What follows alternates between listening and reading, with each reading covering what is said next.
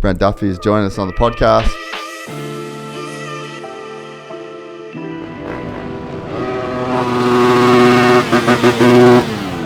He's riding like a true champion. You wouldn't know he's 2 years into being a pro. So I think he's got what it takes to be one of the greats. When Christian was leaving, I was like, damn, like, what am I going to do? Now, like, I have to work with a kid. This is going to be weird. But I didn't know who I was going to go with. And Brian asked me to work with Haiden. And at first I was like, man, I don't know. And the riders are taking those overseas races because that money is so good. It's hard to say no to. Everyone's like, oh, SMX, these guys are making so much money. It's what they deserve. There's more out there, though. The whole narrative is just like, it's like the rich kid narrative. And you just can't do what he does. They got to let that go. He still slammed so damn hard. I don't know how he just gets up and runs. He's a sicko. He's a sicko. This episode is brought to you by Yamaha and the all-new 2024 YZ250F. It's no secret that I've been a big fan of this 250F. Where would you go right now if you want to win a lights championship? Star Yamaha. And in 2024, Yamaha has migrated their latest chassis platform to the quarter-litre King. With the new chassis designed to give you flex in the right areas that allow for maximum feel through the turns without sacrificing stability. There's also an all-new Ergos package designed at slimming down the bike and updates to the rider triangle to improve rider comfort. The Yamaha still has that same exciting engine package that has become a modern icon in the 250 class, rocketing Star Racing to the lion's share of the last decade's titles. Combine this with Yamaha's Bluetooth connectivity for easy mapping and engine monitoring, and you have one of the best production 250s on the market today. To learn more, head to YamahaMotorsports.com or click the link in the description below. I met a gypsy. All right, Brent Duffe is joining us on the podcast. We've been mates for a long time, and we've been wanting to make this one happen, and we've caught you on the back of a nice little Vegas hangover, I'm sure, but making it happen, mate. Yeah, it's been good. I think you and I met in 2016. Yeah, down in Australia. Was that your first year down there? Yeah, going down there with JB. Yeah. I mean, you were working out of like Sammy Moore's shop, I think. Yeah. Yep. Yeah. Yep. So, yeah. Sammy and I had a little. That warehouse actually just burned down. Oh. Yeah, it's gone now. Yeah. Literally last month. But yeah, we were in the warehouse together. Sammy was running Fist out of there. I was doing the podcast, and my brother was doing all his stuff. So there was literally 3 businesses running out of the little warehouse. Yeah. But yeah, we've been friends for a while, but we've never fully like sat down and had like a proper chat. It's either practice track or a racetrack. Yeah, always hanging out with other people. Yeah. So one-on-one, this has been a long time coming. Yeah, so I'm pretty keen, mate. Yeah. So Vegas this weekend, obviously a good weekend. Great weekend. Like, weight off my shoulders now. Like, that's been a season-long, like, 3 championships is like, or 3 series to run. It's just a lot of weight all year long, especially when you're with a top guy that can win it all. It's nice to have it over with, but it's really cool to be in the middle of it all, fighting for it all too. Man, I had the feeling after Vegas, I was like, dude, I'm just so glad it's over. Yeah. And I did like 8 races this year. I didn't go to any of them, but it just fully changed the dynamic when I had to be there. Yeah. Like I had to be there for the podcast things that we did on Friday. Yeah. And yeah, I felt a weight. So I can't imagine being a mechanic, doing 31 races, dealing with the broken femur, and you're with the number 1 dude. Yeah. And it's basically all eyes on you guys every weekend. I'm fortunate enough, 250 guys, we split Supercross, so I'm only doing 10 Supercrosses, but it's still 24 races. Yeah. It's a lot. And like the races you go to, you probably are in Friday and out Sunday. Yeah. I'm in Thursday and I'm out Mondays. And then like we get in Mondays and sometimes you have to go back to the shop and work. Yeah. And then ride Tuesday, Wednesday and fly out first thing Thursday morning again. So it's never ending. Like when you get those 1 weekend off or 2 weekends off, it's weird to be home because you're like, I don't know what to do. Yeah. Man, the first time I lived here and I was with JDR, that's when I went to all the races. Yeah. And so we did like all of the Supercrosses, and I think we were only West Coast, but then outdoors. But it was like, I remember being so over it in a year and then seeing what the mechanics had to do. Yeah. Like, I felt guilty doing what being involved in the way that I was doing when you'd see how gnarly it was on the mechanics. Yeah, it's people don't have a real perspective, I don't think. Some guys are have a practice mechanic and a race mechanic, but like at Star, we are both. Like Tomac being in Colorado, he's got a practice guy. Yeah. So his race guy at the shop kind of has it easier some weeks, but doing both, like, it's a grind. It's nonstop. And especially on a 250 guy. Oh, man, it's a lot of work. How many clutches have you changed this year? Hey, honestly, last year Haiden was going through them a lot, but this year I don't have to change them on race day. Huh. Like, I can go a whole life of a practice bike engine without changing the clutch. Check it all the time. No shit. And the whole race weekend, every SMX, from the very first practice on Friday till after the main events, same clutch. So he's learning how to ride the bike properly. Like, I think it shows. He still get that rev limiter here and there, but he's not just bombing the clutch everywhere. Yeah. When did that clutch thing happen? Like you would have seen a lot of different riding styles as a mechanic over the years. When did the clutch thing really come in? What, people like abusing the hell out of it? Just absolutely destroying them. Yeah. Well, I mean, JB was pretty hard on him. Really? But even on a 450? Yeah, but he was a guy, like, in the whoops, he would hit the clutch off every whoop. We put a pressure sensor on his HRC bike, and when they pull it, it just spikes it on the graph, and you could basically see the track map based on where he touched it. But he would hit the whoops wide open, and if he was getting a little high, he just tap the clutch a little bit and bring it down. That guy had so much whoop skill. Wow. Yeah. That is insane to think of. But then Christian Craig, another top whoop rider, he wouldn't really wear the clutches out, but he would hit them wide open too. Yeah. Crazy, dude. That's a crazy level of skill that those guys have. I couldn't imagine doing it. No.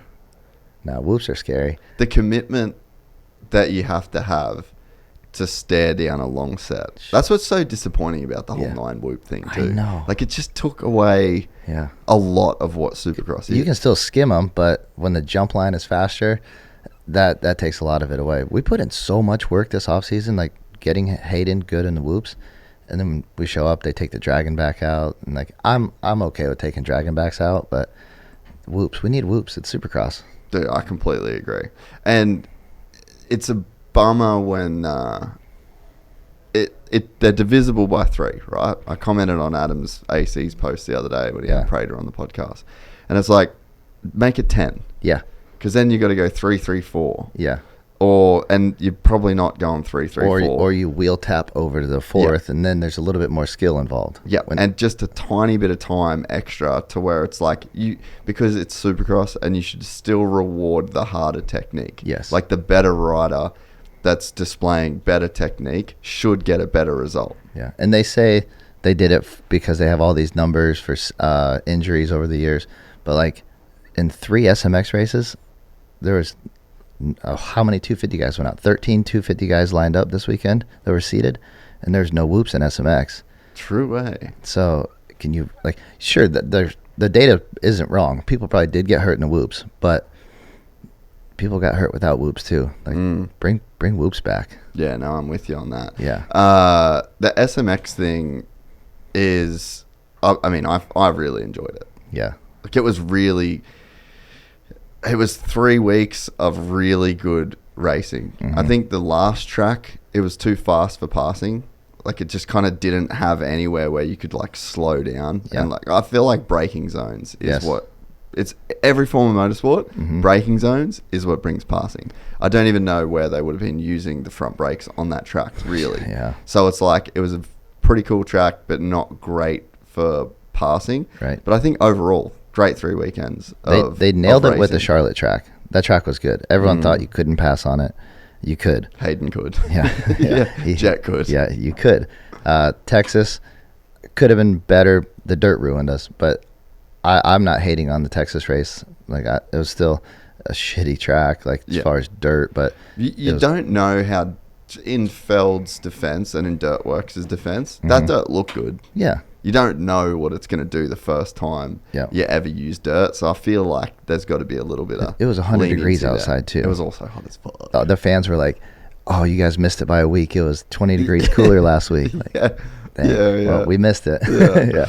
But I think what they need to do for SMX, I think they need to come up that Dirtworks should go to the goat farm, and then they should go to the Lawrence boys' place, and they should go to Sandbox, and they should build some rhythms with the suspension that you guys have. Yeah. There should be like a communication between Dirtworks, the riders, and the mechanics. Yeah. Because the problem that, from what I could tell from being there and listening to the guys' feedback, is the problem is that you're trying to do both things.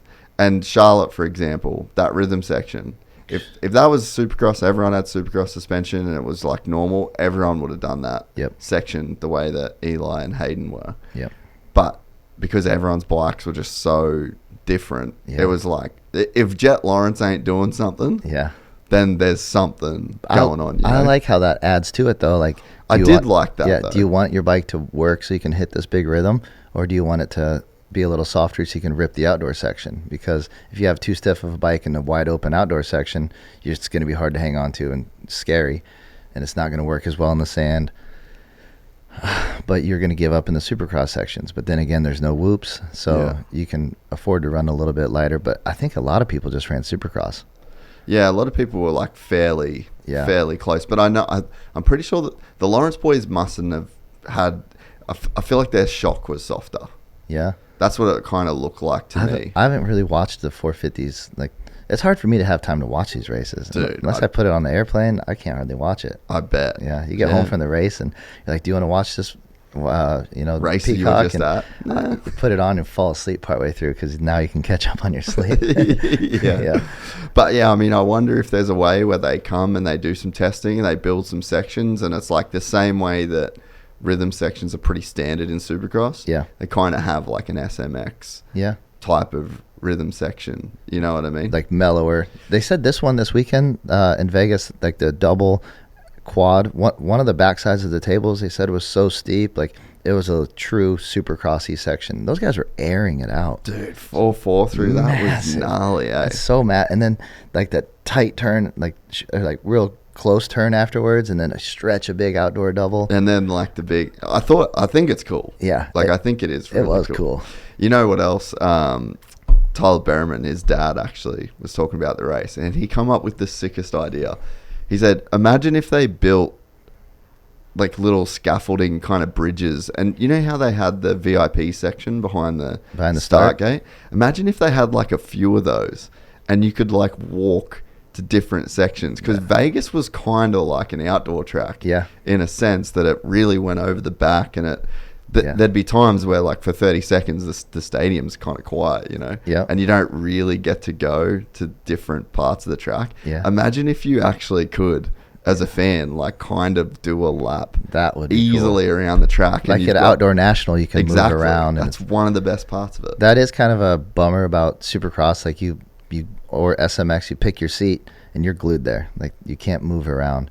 Like it would be cool to have that allow you to move around. SMX that would allow for that to happen because it's so much different. Yeah, and you've got that space. Imagine if you could go from one side to the other. Dude, I'd walk around the track. I want to see the outdoor section. Like Me too. I'm stuck in the middle and I can't see any. I've just got my stopwatch, and I know at a minute 15 I can see him for a second pop over here. If I don't see it, he's either down or he's made a mistake and he's a few seconds off.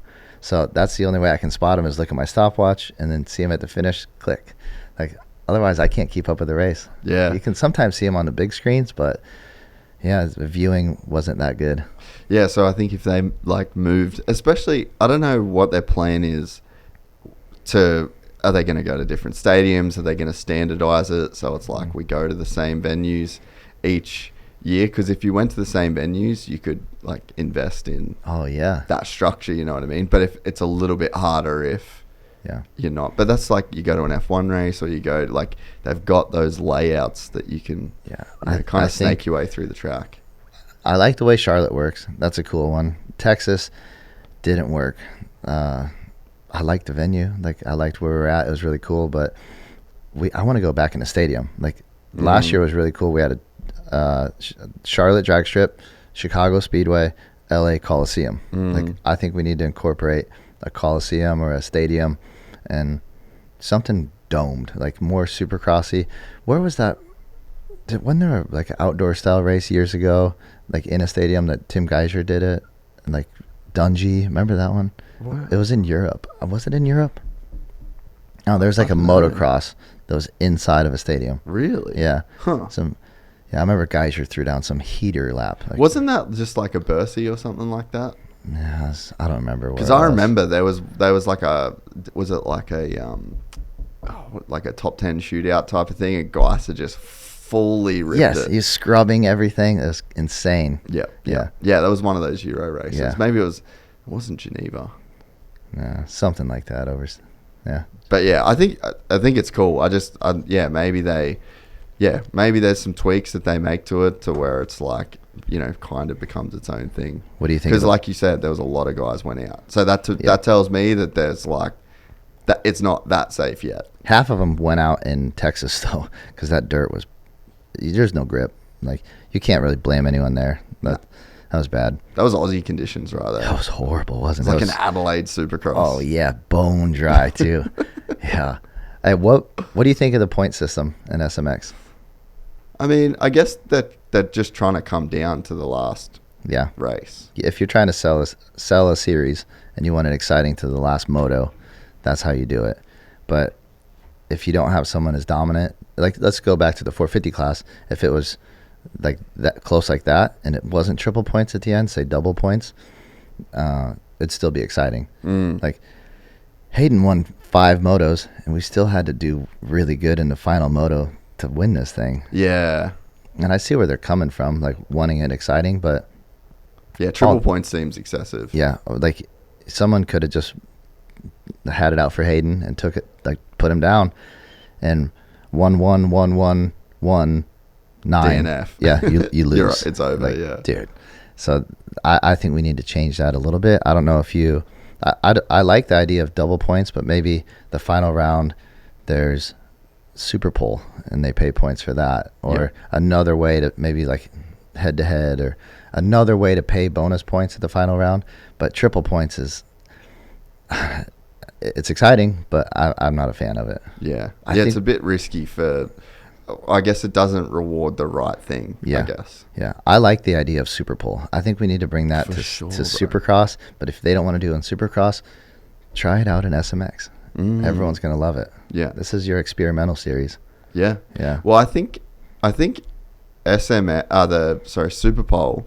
Yeah. Should be opening ceremonies. Yes. Like, they mix those two things. They're already doing opening ceremonies. Yep. Let's just do it a little bit longer. Yep. And you introduce the 10th place guy. Yep. Or whoever. That's pretty much what they go back to, yeah, right? top 10. Top 10. Introduce the guy, have the video, fireworks, bang, the lap goes out, and then that's the opening for that guy. Yeah. 9, bang, and then you have the guy with the Super Bowl, and for sure give points to it. Yes. 100%. And then you're seeing, like, it's very hard to know when you're seeing everything a rider has on the track, and especially in like a 15-minute or a 20-minute main. Yeah. Right? Yeah. They're not doing quali laps. No. And it's like, there's something sick about a full-blown quali lap. And even just being able to hear Tomac's bike on the track by itself, nothing else, like, dude, it would just be so sick. He's so good. And, you could do your opening ceremony. Like, the opening ceremonies right now, they ride out, they wave, they ride off. And then you'll get to see Cooper Webb, like, ride out, wave at the fans, and then do a heat race, and then you'll see him at the end of the night. Like, it would be so cool for everyone to be able to watch him do everything he's got. Yeah. It'd be so sick. Yeah. Yeah. No, I'm fully all in on that. And 100% make it pay points. Yep. Like, you get a point in F1 for fastest lap. And it's like, that's important in the championship too, Yeah. That'd be so good. And then we could have more points available, and then maybe we could take 5 races out. So there's still the same amount of points available, but we're not racing every single weekend. But then again, you got to race every single weekend as a business. So, yeah, I want to take some races away. I didn't know how much shit would get started by saying, like, that press conference. Yeah. But yeah, everyone was over it. Everyone wants races cut shorter, but I just don't know how you do it. Like, because I understand the Feld side of it. Yeah. You know, like they did the NBC thing, and it's a lot of money. Yes. And then that money did go to there's a lot of money flowed to the riders, you know, like Roan's got a sick clip of one of the chicks from Gas telling Pierce that he won 250 and he was freaking out, you know, and it's like it was so sick to see the guys get paid that way. And even, you know, you got 3 dudes coming into that last round, one of them's winning $1 million. It's like the Lawrence brothers took $1.5 million home, and Haiden, like he said, it's not 500, it's like 800 by the end of it. That's pretty cool. It's pretty sick. And that's in 3 races. That's not counting the summer and counting Supercross. So everyone does get that opportunity. And even the guys that aren't your top guys, they're still making extra money. It's good because some guys need that. Like they've been spending their money all year, especially if they're racing motocross. It's costing them a lot because they're not making as much during the summer, and they get to make that back. So now they're back out of the negative, and maybe they got some money now to go pay for a training facility or whatever they're going to do until Anaheim. Now they've got that money back in their pocket. Yeah, it's super important. But it's just like that money is predicated on having this long ass season. Yeah. And it's like, I don't know what the fix is. I wish, and I get shot down every time I say this, but I wish they would give the 450s a break for let's say 3 or 4 races, and then just have it as futures and 250 class. Yeah. Dude, there's enough stars in the 250 class. Maybe you're not going to sell out a stadium like you would with the 450 guy, obviously. Right. You know, but it's like, if I'm a fan and there's a race on and it's in Detroit or, you know, like one of the, not like one of the, can't really say it's like a worse, but it's like, it's somewhere just you don't want to travel to. Yeah, I'm not traveling to, it's not a travel city that there's a lot of destination races where fans will be there because Vegas, the nightlife is good, and the city is fun. Dude, I'd go to Charlotte every day of the week. It's pretty fun. What a great city, dude. It's so cool. I used to live there. I know. I love it. It's so underrated. Yeah. Like I went there for the first time. I've been there before, but I never hung out in the city. You'd go for a race and then you'd dip. But we got an Airbnb right downtown. It was fucking great. Yeah. So there, bang, let's go there. That's like a destination place to go to. But it's like, I could see people still going to a race if it was East-West, Arena Cross, Futures, everyone pile. Bring it all in, you know. But then give your 450 guys a weekend off, and that goes a long way. For sure it does. You know, so I think that there's a way, and what Feld would have to chalk it up to is we're just investing in the series. We might lose some money on ticket sales. We might lose out. It might not be as good as a round that had the 450s there, but we're investing in the stars of the sport. We're investing in the 250 class. We're investing in these guys that are coming through the ranks, the future. Like, just label it as that and take a bit of a L. Watch the fans still come, and I think that you could still have a really good event. And then, because I think you just need to drop, if you drop 4 Supercrosses, or like you give those guys 4 weeks off, then I think it goes a massive long way. Dude, Supercross ends, 1 weekend off, and then we start an outdoor grind. And it's not enough. That's crazy. It's like 4 weekends on, 1 off, 4 on, 2 off, 4 on, 1 off, 3 SMX. And take 2 or 3 weeks off, hit your boot camp, get right back into training again. Because if you're a 450 guy, you have to be ready at Anaheim. If you're a 250 guy, you got to be ready no matter what. You have to be ready by Anaheim, whether you're racing East or West. You have to be ready. And I think the East Coast is like round 3 or 4 this year. Yeah. So you got to be ready early now. Yeah. Yeah. So it's definitely a hard one. But the argument that Feld makes, and this is fair, is, we just shorten the season, you fuck off to Europe. Which they all do. And like the Lawrences are going to Australia this year, Cooper's going to Australia. Like, even with 31 races, they're still going. So it's like, I get Feld's argument too. They're like, just we make more races here, you get paid more money, or we don't have more races, you go to Europe. And but it's like those experiences, which you have many overseas. They're some of the best experiences that you have in your entire career. And the riders are taking those overseas races because that money is so good. Like, it's hard to say no to. Does Feld kind of eliminate that if they, I know they're paying a little bit more, but what if they paid a little bit more? Like, it's the money's there, dude. Yeah. Everyone's like, oh, SMX, these guys are making so much money. It's what they deserve. Like, there's more out there, though. Like, Yeah. There's more money out there. Well, that's what was interesting when Eric Pennard did the show. Yeah. And he was talking about how much US Open made. And Yeah. he's just one dude running one race. Yeah. And he was paying heaps of money. And he was like, and I said, oh, was it still profitable making, giving away that much money? And he laughed. Yeah. He was like, yes, let's go. So it's like, oh, fuck, all right, fair enough. No, that was a good listen. I've known Eric for a while, so when you had him on, I was really excited to listen to that one. And just, Such a cool guy. he's awesome. He's just done so much. Yeah, it's crazy. Like, yeah, people like him they've done so much for the sport. Like, I went and rode after Daytona Supercross one year. He lives right there. So I went and rode with him on like a Sunday or a Monday, and he's got this little private area, and I'm seeing endurocross features everywhere. I'm like, what is all this? He's like, well, when we started endurocross, we had to know if it would work. So they started building all this stuff out there. It was really cool. Like, yeah, he's like the French Forrest Gump. Yeah. Of moto. Yeah. He's just been in everything. Yeah. For as long as anyone can remember. Yeah, and he runs the program so good. Like, when we go overseas, like, you just open the WhatsApp and it tells you exactly where you're at. He's got a guy waiting to pick you up at the airport and then take you to the hotel. They give you an itinerary, when you're eating, like everything. Like, that guy runs such a good program. Whenever you go do his races, it's not hard to go race overseas when he's running it. Yeah. Yeah, and I think, that might be the pushback to Feld's argument about, like, oh, we just go do overseas races. It's like, they're so good. Yeah. They pay great.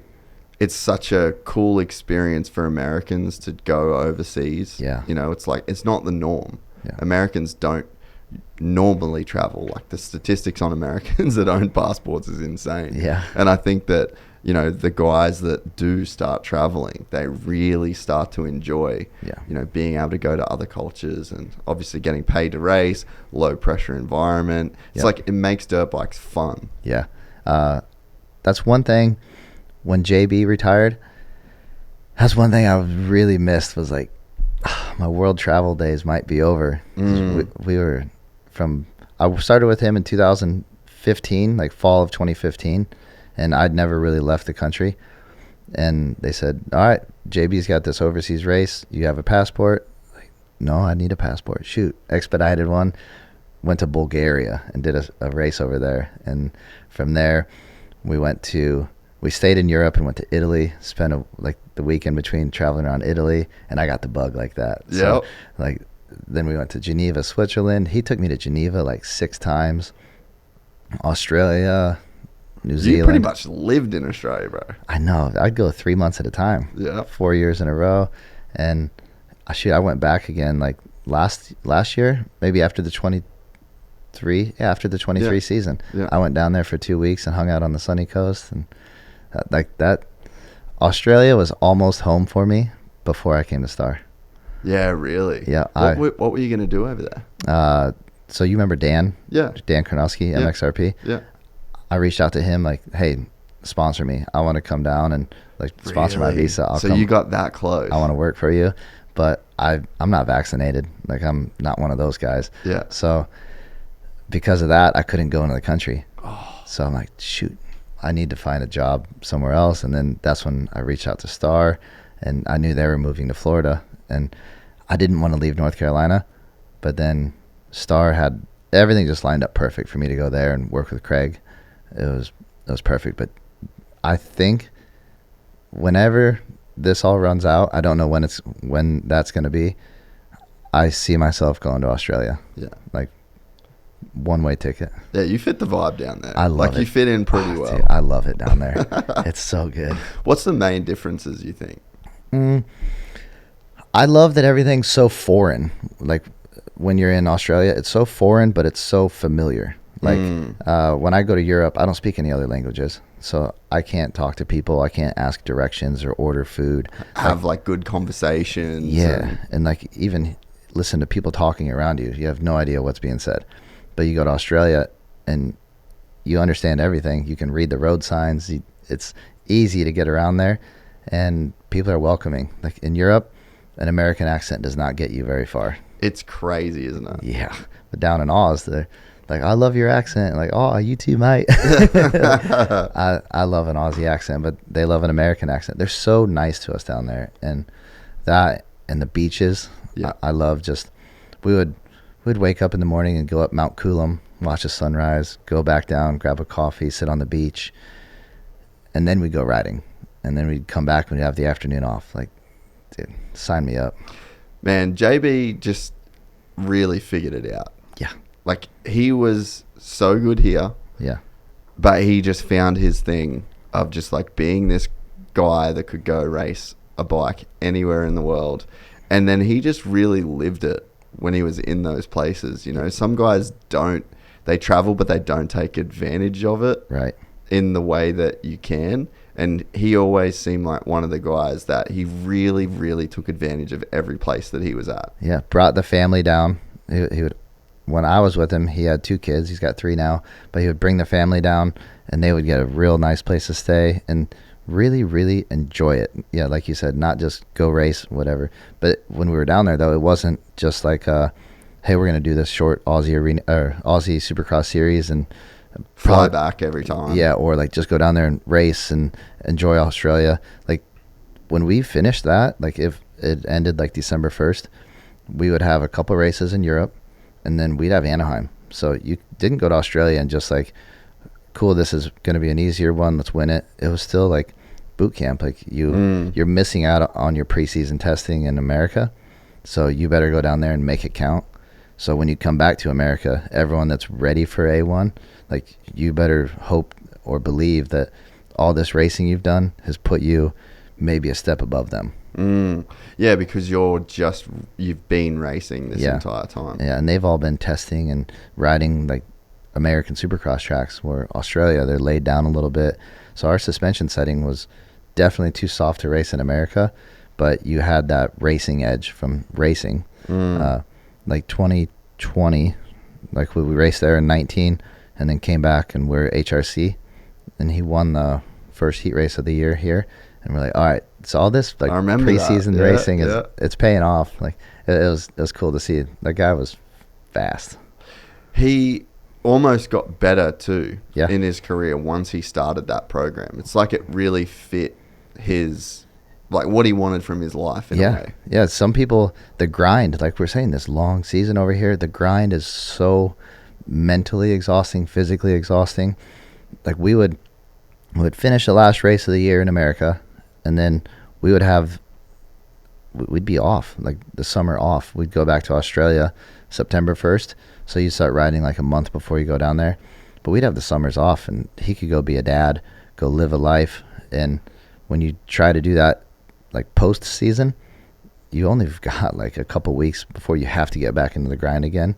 So give them the summer to actually let someone be a person, be a family man. It's like rejuvenating. Yeah. There's something about, I feel like just being successful in anything though, you just have to go so locked in. Yeah. And, you know, motocross is just a crazy example of that because of the schedule. But it's like you just live in a box. You just live at the farm and you go to work every day and you clock in, you do your laps and you clock out. Yeah. And it's like there's nothing glamorous about this. There's nothing nice about this. This is just what it takes to get it done. Yeah, and you know that everyone is doing the same thing. Yeah. So you're not like, man, let's just back it down today, or it's like you have to stay locked in if you want to be the best, because everyone's upping their game, and like everyone can see for the most part what everyone's doing. Like everyone's posting videos, and you're posting your best videos, but you're also not posting the stuff that you're doing extra. But you just assume that everyone else is doing a little bit more than they're showing you. So as far as the riders go, they have to do that little bit extra. And on my end, they're doing this extra, so you don't want to be like, man, you got to match it. Like, I want to be out of here at 4:00 today. I'm just gonna like change the oil and get the hell out of here. Like, you have to make sure everything's to a T, because it's not going to come back on you. You want to make sure that you're running a program fit enough for them. Yeah. And the risk associated with what you guys do is mental. It's crazy. But like, we have obviously a massive team, but we have so many people on that team that like everyone wants the same. Like from the engine guys, suspension guys, the other mechanics, everyone looks out for each other, but it's never like you let one guy drown. So if anyone's ever fallen behind, like you at least have a big team to help you out. But our maintenance schedules they're tight. Like you can't just let something go. Like, it's crazy. Like, so for people that wouldn't know what a week at Star looks like for a mechanic, yeah. How do you're 5 rounds into Supercross, what does Monday look like? All right, so we are waking up in Indianapolis Monday morning at 3 a.m. after a 12, 13-hour build day on Sunday, sleep for a few hours, fly home. And if you didn't get your bike done before you flew out, you leave the airport, say 11 a.m., drive to the shop, and you work till 5, 7 p.m., and get your bike ready for Tuesday morning.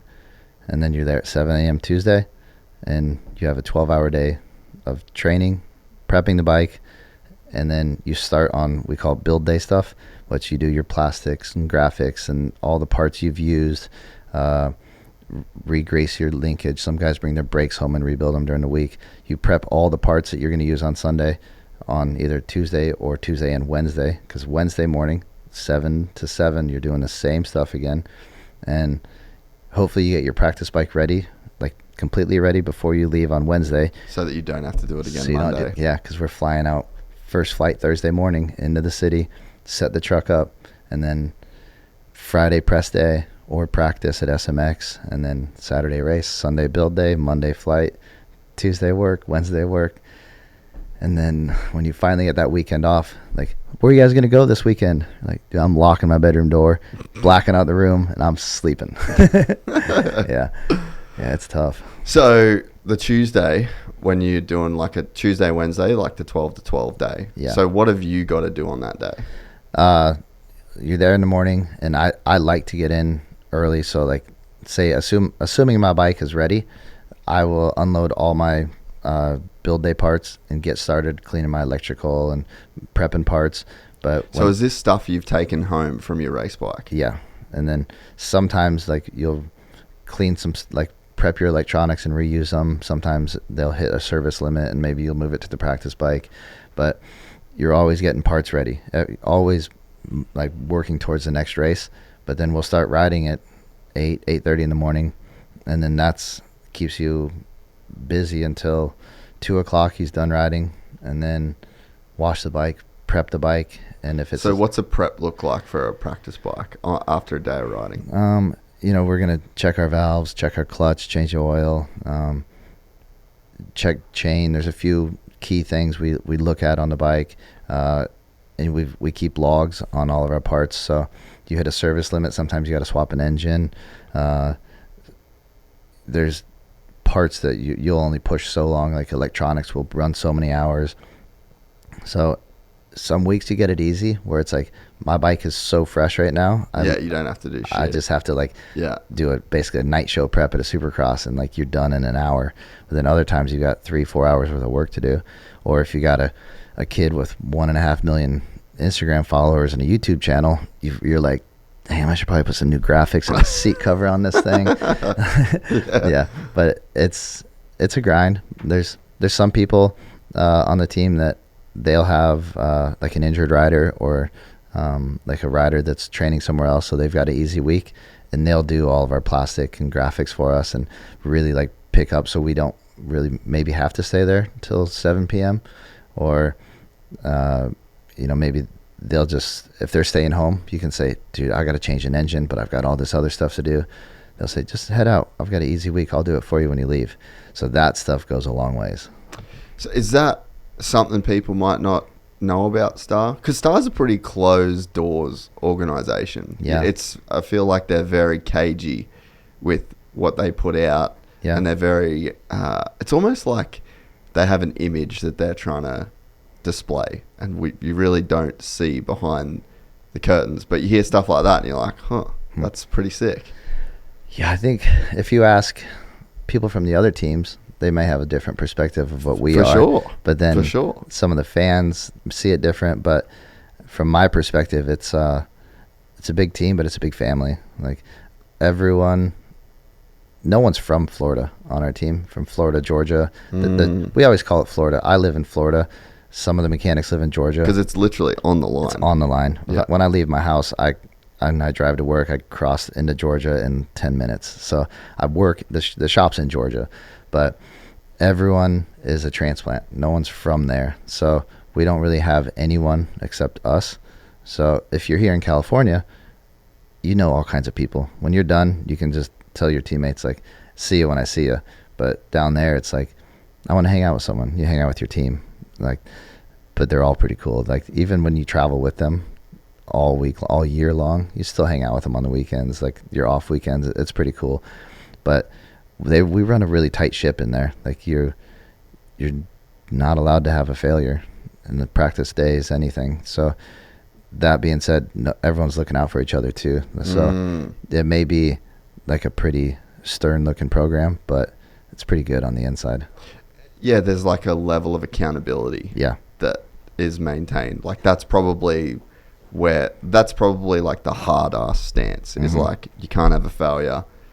We don't break. We don't buckle. It's like almost like a militant outlook when it comes to that. Which I feel most teams are like that. Like if you expect yourself to win, you kind of hold yourself to that level, and same with you hold everyone around you to that level. I don't want anyone on my team to be okay with having like a dirty looking bike or a bike that's not up to spec. Like, so when everyone on the team holds himself to that level, it's just easier to hold yourself to that level as well, because everyone around you is elevated. And there's a lot of good riders and good mechanics on our team, so it's easy to fit in, like if you want to be the best. Yeah. Who are some of the people that you're the closest with on the team? So when I'm at my work bay, like I'm at the end. Directly across from me is Alex Campbell. He works with Cooper Webb. Yeah. Won a bunch of championships with Ferrandis. Next to him, Josh Ellingson. Jelly works with Tomac. Used to work with J. Coop. Yeah. Mikey Germain, next to him, he came from JGR, went from NASCAR. He's with J. Coop. Next to me is Austin Kent. Like, he was Cooper Webb's practice guy. Actually grew up with him in Iowa. No shit. Yeah, but now he's with Anstey. So we've got a ton of like top level guys that have been through it all. And like our engine guys, they've been on the team forever. Like management on the team, like the 450 guys, everyone started working lower level on the team and worked their way up. And then like Jensen, my manager, I've known him, I don't know, maybe 8 years, maybe longer. Like, he came over as a manager from another program, and he runs this. Like, everyone on our team is, I feel, elite. So it's cool to be surrounded with like top level guys. And are you still learning stuff at this stage? Yeah, you pick up, like, I can do anything to a motorcycle, but you learn different techniques and stuff. And as the bikes evolve and how you learn how to set up a new bike, it's never the same, like, oh, well, on the Honda we did this, so let's do this. It's you find stuff, and as you test, you learn. Like, it's never, well, this test worked with this bike, so let's put it on this. Like, so you're learning as you go how to make each bike better. But as far as like, am I learning a better way to spin my T-handle now? But better way to set up a bike, definitely. Yeah, so you guys are involved in the testing process? Yeah, so we've got everyone on the team kind of throws their input, because you get that much experience. You don't discount that. Right? Yeah. You look at, like, there's people that make the final everyone's call. Got something valid to say. In a way. Yeah, and no one's like so proud that they won't listen to your input.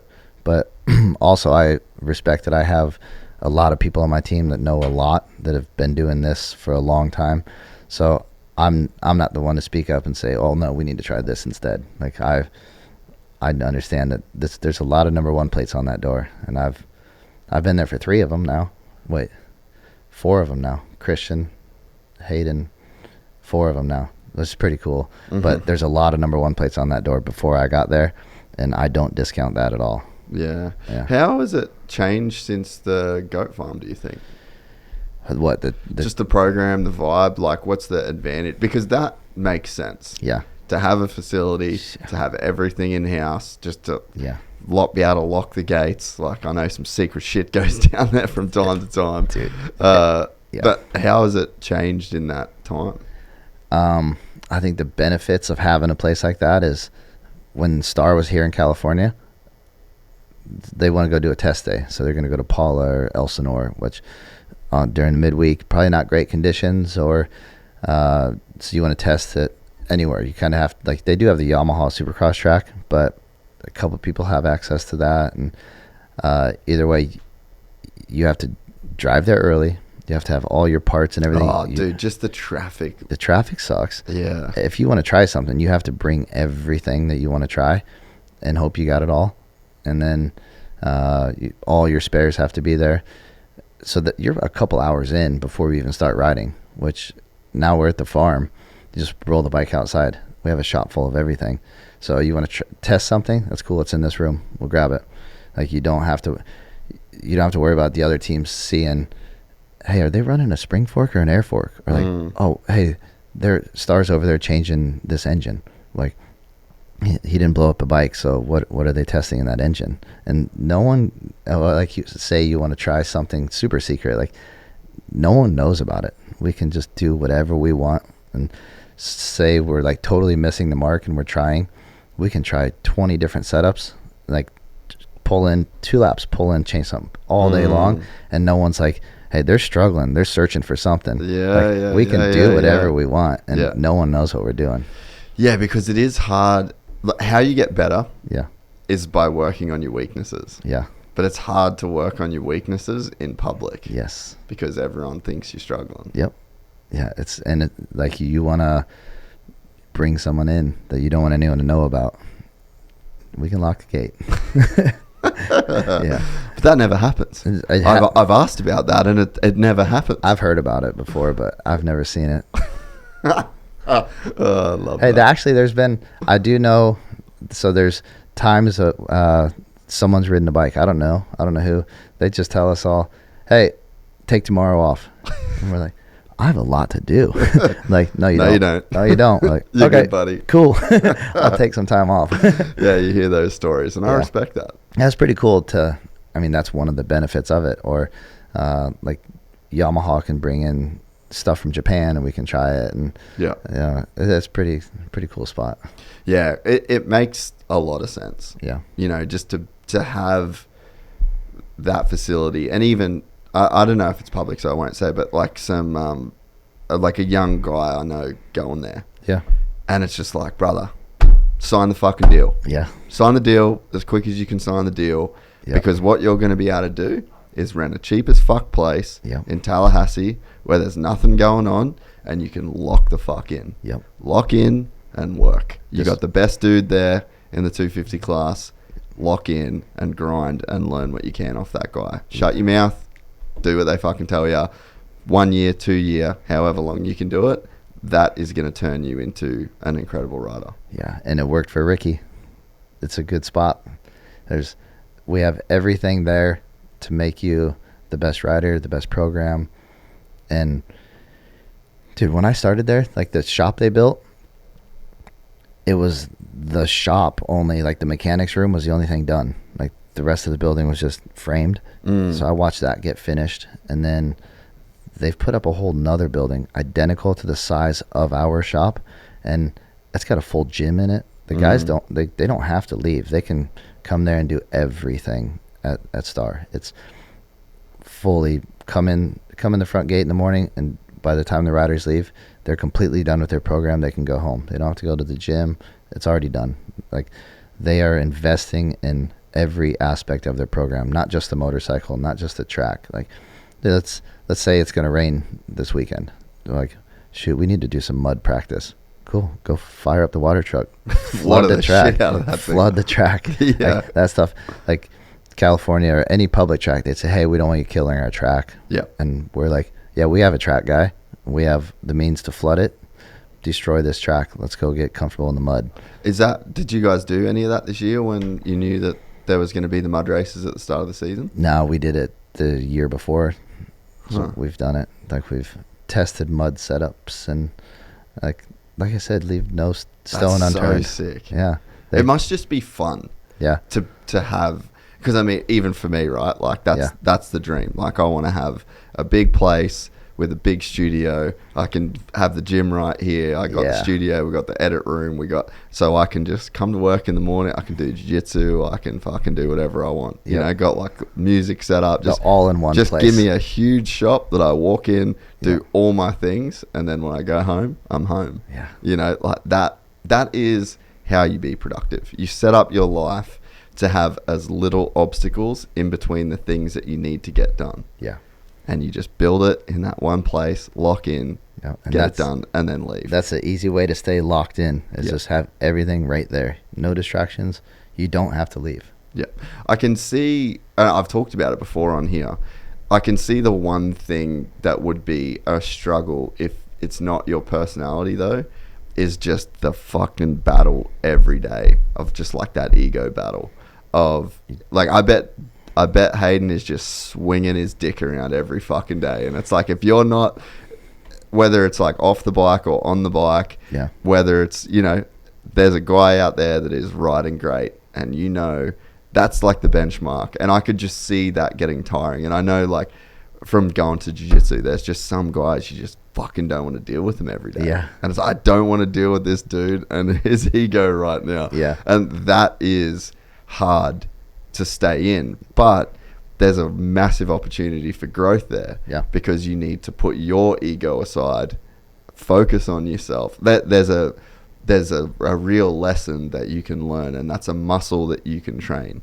And, you know, you train that muscle, well, at least for me, I train that muscle when I go to jiu-jitsu. Like, I get anxiety. Yeah. I'm like, I'm going to have to fucking go with this guy. It's like, this is going to be a thing to deal with, you know? And that guy, he wants to beat you every single time. Yeah. And you're just locked in this battle with this dude. But do other people want to go up against this guy when he's the best one, and so everyone can see where they're at? Yeah, and I guess that's sort of what I'm getting at, you know, like there's a headspace where you can get into where it's like you put your ego aside and you're like, I'm going to go and I'm going to focus on myself and I'm going to do the best. I'm not going to take it personally if I get beat, you know. Yep. So there is an opportunity for growth in that, but it is also very, very tiring to know that you're going to have to deal with that shit every day. I see that when you are the benchmark, like when you are the red plate and everyone wants to compare to you, like, do you want to spend this energy trying to beat them on a Tuesday, or do you want to save it, or do you feel like you need to fight them so they don't have false confidence, so that when you are paired up with them during the race, they're like, I beat him last week. I've already beat this guy. Yeah, you want them to be like, dang it, he beats me every single time. So it's really good because it elevates everything on the team. The guys can get a real sense of bike feel and race pace every day. But also, do you want someone to be like, damn it, he beats me every single day and I can hold him off for 22 minutes? And like something like, do you want anyone to have that confidence? So there's positives and negatives to training with such a big group, but it's pretty cool to watch every day. You get to watch racing every day. Yeah, I bet, bro. Yeah. You would see some gnarly shit. Oh my gosh. And like you said, with the egos, like, people don't want to get beat. Even if no one's watching, only 5 mechanics watching on a Tuesday, they don't want to give it up. Yeah. Yeah. I picture like Nick Romano in summer, just getting passed by Deegan every single lap, like every single time that he's at that track. And it's like that, to that guy, is probably a tough environment to be in, you know? Yeah, he is probably one of the hardest fighting kids Monday through Friday or whatever. During the week, you do not want to go up against Nick. He'll fight you so bad, but like, I guess you watch him fight some people on TV, like going around him. That's his same thing every day. So he actually left and went and trained. He's got a place in Claremont, so he left this summer and went and trained down there, I think with Tom and Levi, actually. So he's hard enough to train with that some of the guys were happy to let him go do his own thing. So he really puts up a battle every time. Yeah. No shit. Yeah, that's someone that if he puts a helmet on, he get the same thing every day with Nick. Wonder why it doesn't translate to results on the weekend. I don't know. He was so good, like in the B class, I think, at Loretta's. And if you watch his qualifying this year, he was hurt. Like once he turned pro, he's got hurt. He's had knee surgery after knee surgery. But now his qualifying results are going up, but his race results just aren't. But I'm not writing him off yet. Like he's good. Yeah, and you guys would get such a different sense of it because there are guys that are just insanely fast through the week. Yeah. And I think there's a lot about Malcolm Stewart, actually. Malcolm Stewart was a really good lesson on this. Dude, I've seen him do shit that's like James level stuff. Yeah. I've seen James ride at their house, and I've seen Malcolm ride at their house. And like, Malcolm is gnarly. Yeah. But you just don't get a chance to see it in the same way through the weeks for whatever reason, like through the at the races. There's like so many other guys around. They might be carrying injuries, the fitness. Like, I think that's one thing that maybe the average fan wouldn't quite understand is just how important being uninjured is in terms of the fitness. Yeah. Because it's like it takes years and years and years of uninterrupted work to build that fitness. Like, look at what Hunter's doing now. Yeah. And look at what he was doing the first few years of his lights career. Yes. Because he was hurt. Yep. And he could not get that fitness back. You give him a couple of years with no injuries, and that work gets a chance to compound. Yeah. Man, it's so underrated. And you look at guys like Malcolm, Nick Romano, like there's so many, Christian. Yeah. There's so many guys where they just go back to zero. Yeah. And you've got years ahead of you before you're back on pace. And some of those some of the injuries you can heal from in 6 weeks or 3 months, and then you're just out the fitness. But some of them are like Christian's elbow, dude. Like that's a big one. Like that affects his technique is a lot. Like there's some people have some pretty big injuries, like Guillaume Ferez. Yeah, he broke his femur, and he hasn't been back. But he was on going up, broke his femur. He hasn't raced this year. So I'm curious to see how he's going to be when he comes back. You have these big injuries. Sometimes you just can't get back into the top 10 after that because everyone else just advances as you're trying to recover. It takes too long to get ready, and a team doesn't want to wait it out, and there's another guy that's hungry and fresh and ready. You get rode off pretty quick. Yeah, and it's funny, like you're not just standing still. Yeah. You're going backwards. Yeah. Because the world keeps turning. Yeah. You know, and everyone else is going, and you're just you're not standing still, you're going backwards. Yeah. And when you have that perspective, you're like, fuck, this is a mountain to climb, you know. Yeah. Dude, even my injury, like I thought I wasn't going to make it to Supercross this year. So you were riding. Yeah. What'd you do? So it was like 2 days before our photo shoot.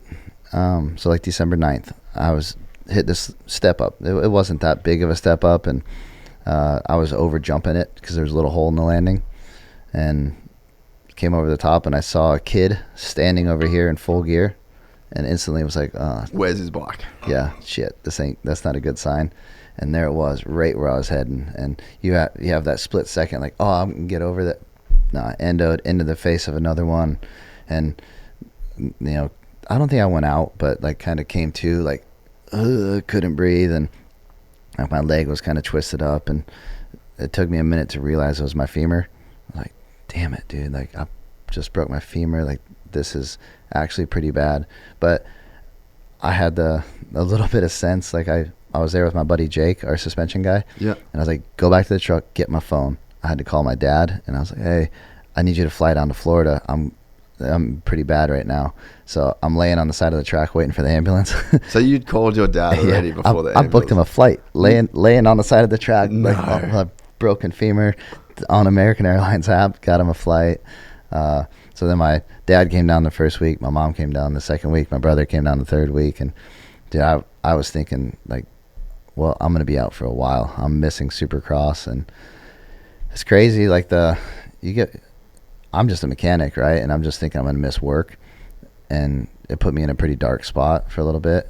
I couldn't imagine being a rider that's like got all this stuff going for him, and then you lose it all, and you wonder now, like, will I ever get back to there? Did I lose my factory ride? Like, it's tough. Like, you know, I had 2 surgeries to get my leg to where it's at today, and it still hurts pretty bad. I'm going in a week and a half and getting another surgery on it, like, and I'm still not done. I'll have to get another one next year. So it's pretty bad.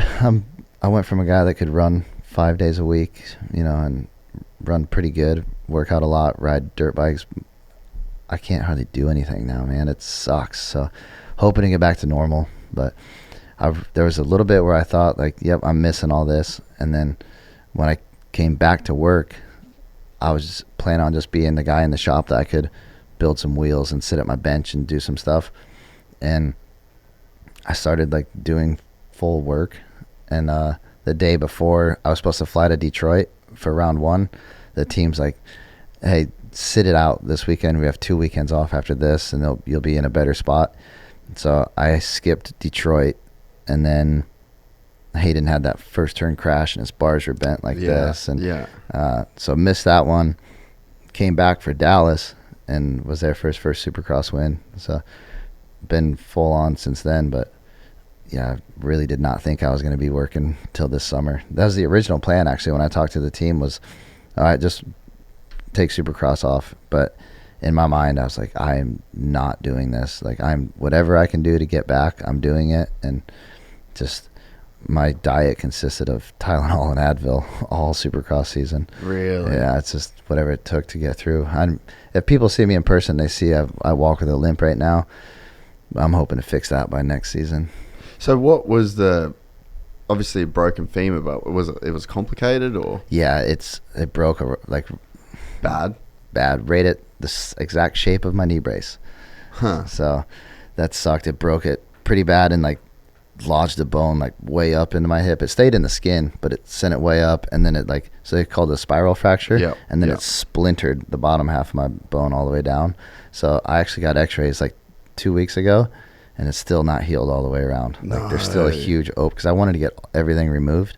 And the doctor's like, dude, like, you had such a big opening and a big break. Like, your bone hasn't filled in that gap yet. Like, have you done any, like, like peptides or anything like that, or? Done a little bit. Did it help? Yeah, like, it helps with pain. It makes me feel better. Yeah. Like, I'm doing everything I can to help this thing heal, but dude, it's like, bone injuries are big ones. Like, luckily it didn't tear up any muscle or anything on me, but for me to even walk without crutches or a cane was a while, and couldn't put weight on it for a long time. But they want you to walk, like, right away after it. But, like, every time I would do it, I'd stand up in the hospital, I'd wake up in my bed like, oh, you like passed out. So I had to get blood transfusions, and I was in the hospital for 9 days. I remember, dude. It was gnarly, eh? Yeah, that sucked. Like, I had a couple of people come by, and that lifted my spirits a little bit, but that was a tough one, man. Yeah. Like, Yeah, especially like you were saying, you guys don't have family there, and it's only the team, and they're on, like, a crazy schedule. So it's just like... Yeah, I was able to, like I said, fly my dad, my mom, my brother. They all came down, and, like, in the hospital, Haiden and the boys stopped by, and Haiden came by my house a few times, and I was pretty stoked that when I was laid up, like, people were still coming by and saying what's up, seeing how I'm doing. Like, even if they're stopping by for 20 minutes, like, it's good. Shit makes a difference. Makes a big difference. You don't forget the people that came by. Yeah, 100%. Yeah. And you think it was in the shape of the knee brace? It for sure was. Fuck. Yeah. That's why I don't wear them, bro. I know. And I was like a knee pad guy for a long time, and I want some knee braces. I want some knee braces. But I've also never tore my knees up. Yeah. But I definitely 100% my knee brace broke it. That's the thing that worries me, and the problem is that there's probably 50% of times where the knee brace is a good thing, and then 50% of times where the knee brace is a bad thing. You know, like, I had I have barely rode this year. I rode so much before World Vets last year. Yeah. And this year's just been fucking insane with work. So I've barely been riding, and I went to Glen Helen for the Blue Crew thing. Yeah. Hadn't done any ride. Didn't know it was a race. rocked up late, went out, brand new bike, and I just fucking cartwheeled down the hill. It wasn't a cartwheel, actually. You know Hunter's crash at Redbud and his hand come off? Yep. So I did that, except my right hand come off and I caught the throttle in my armpit, bro. Yeah. Going down the big hill and the Yami just fucking eating. Wait, your armpit twisted it wide open? Yeah. Oh, my God. And so I'm just, this thing is, third gear wedged down the hill, bro. And I got one arm and I'm just doing this. And I finally got, they basically go down the big hill and then left like a U-turn and then up to hit that hip section. And so I've just come down and I got basically to the corner, bro, when I got my hand back on. So I've just grabbed a fucking handful of clutch and I just let the thing go, right? And the bike just cartwheeled through the brake, wrote this 450 off brand new. And but when I come down, the back tire, it ripped all the inside of my pants. So like the bike, I've let it go and I've come off like at the rear tire basically. Yeah. Ripped all my pants open and I've just like full compression and just like kind of end-friended myself. Yeah. Fine. Good. Did you have knee braces? I broke my wrist. So I've cracked something in my wrist. Yeah. No knee braces.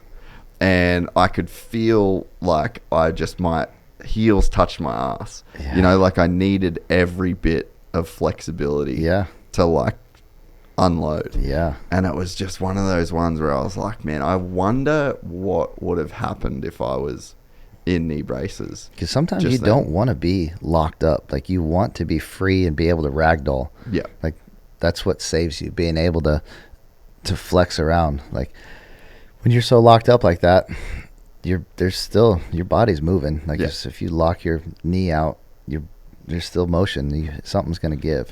Yeah, exactly. Yeah. But then you can be in the case like my dad that has no ligaments in his knee, no cartilage, can't barely fucking walk, still wants to ride, can't ride without a knee brace. You know, so it's like there's a give and take. And there's been times where I remember like having knee braces on and being in a first turn pile up. Yeah. And you're getting fucking run over and I've like broke the carbon on my knee braces. And it's like, that would have been my fucking femur. I won't be able to wear knee braces anymore. Like just the pressure, the pain where it's going to press on me.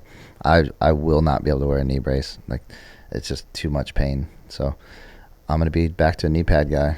Yeah, and you're going to ride again? I'm going to ride again. Yeah. Yeah. I mean, dude, I've been racing my whole life. Like I'm 38. Maybe we'll do plus 40 at Loretta's. Yeah, sick. Because you ride good. Yeah, I'm pretty good. Yeah. So that's what bums me out about my crashes. It was such a basic one. I know, dude.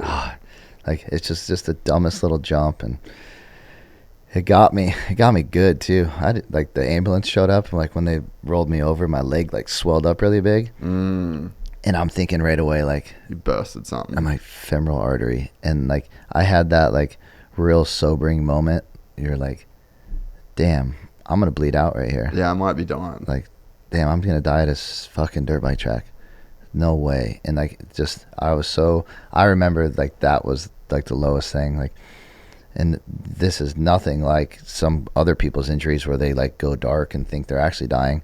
But I was just thinking to myself like, I'm gonna fucking die right here. That sucks. Because the lady saw it swell and she's like, we need medevac immediately. And I was like, fuck. Well, this is it. And and then she gave me all the medicine and I was like, well, maybe this is what it feels like on the way to the afterlife, but it feels fucking nice right now. Like, yeah, we made it though. We're here.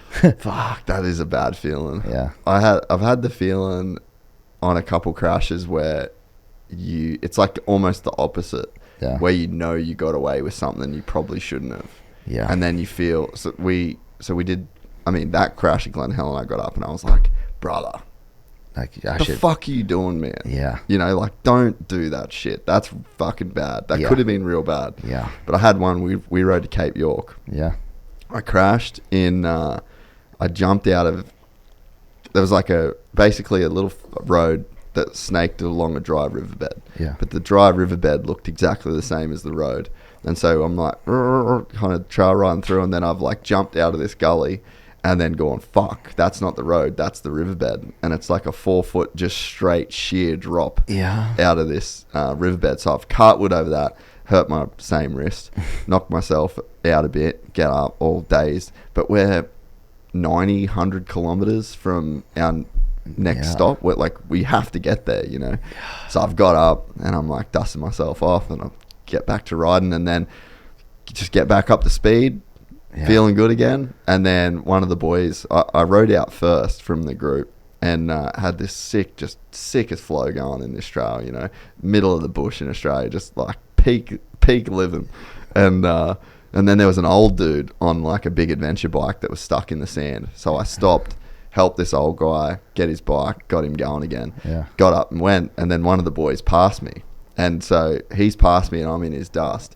And I didn't see, like, the four-wheel drivers, they come along with chainsaws and they just cut these stumps off. They don't bother ripping the tree out. Because they're going over They're going over it. They don't give a fuck. So I'm in this dust and I just fourth gear clip this stump that I didn't see. Just whoop, big tank slap, dude. And I'm heading straight for a tree. And I fucking hit this tree and I go over the bars. And if I hit that tree, that's not good. Like, you don't live hitting a tree dead center that fast. And I just fucking clipped this thing, bro.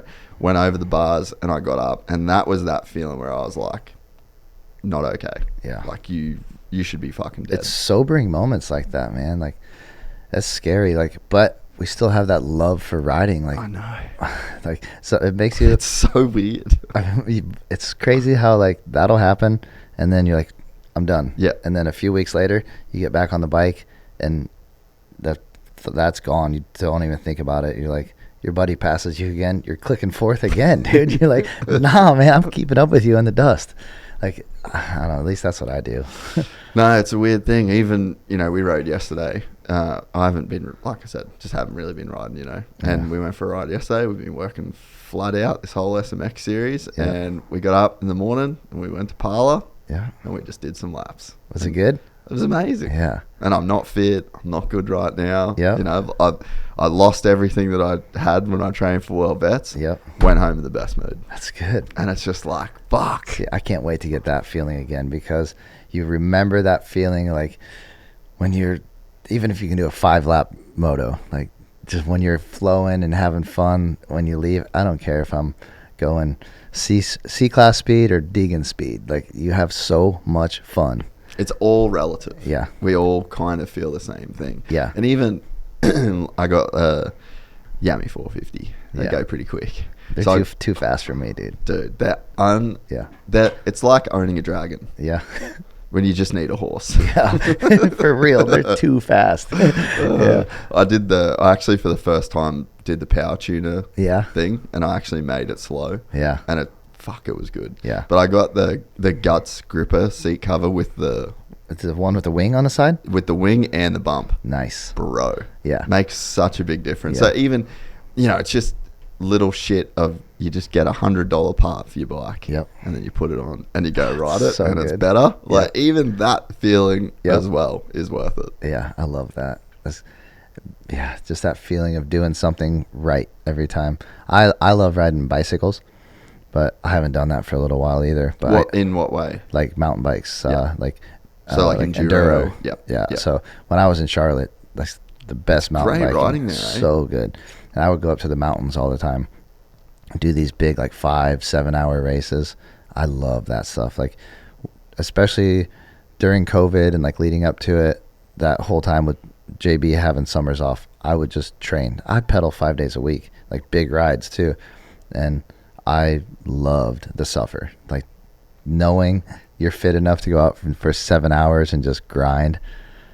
It'd take me a little while to get back to that, but that was the funnest for me, because I still had I have that competitive edge, whether I'm putting on a mechanic's bag or putting on a helmet. Like, I just have that competitive edge or competitive mentality. And bicycles are so much fun. You can buy a carbon fiber or something. Now you want to ride again because, oh, I feel even better with this. Or you get a new tire, like, oh, so much more front grip.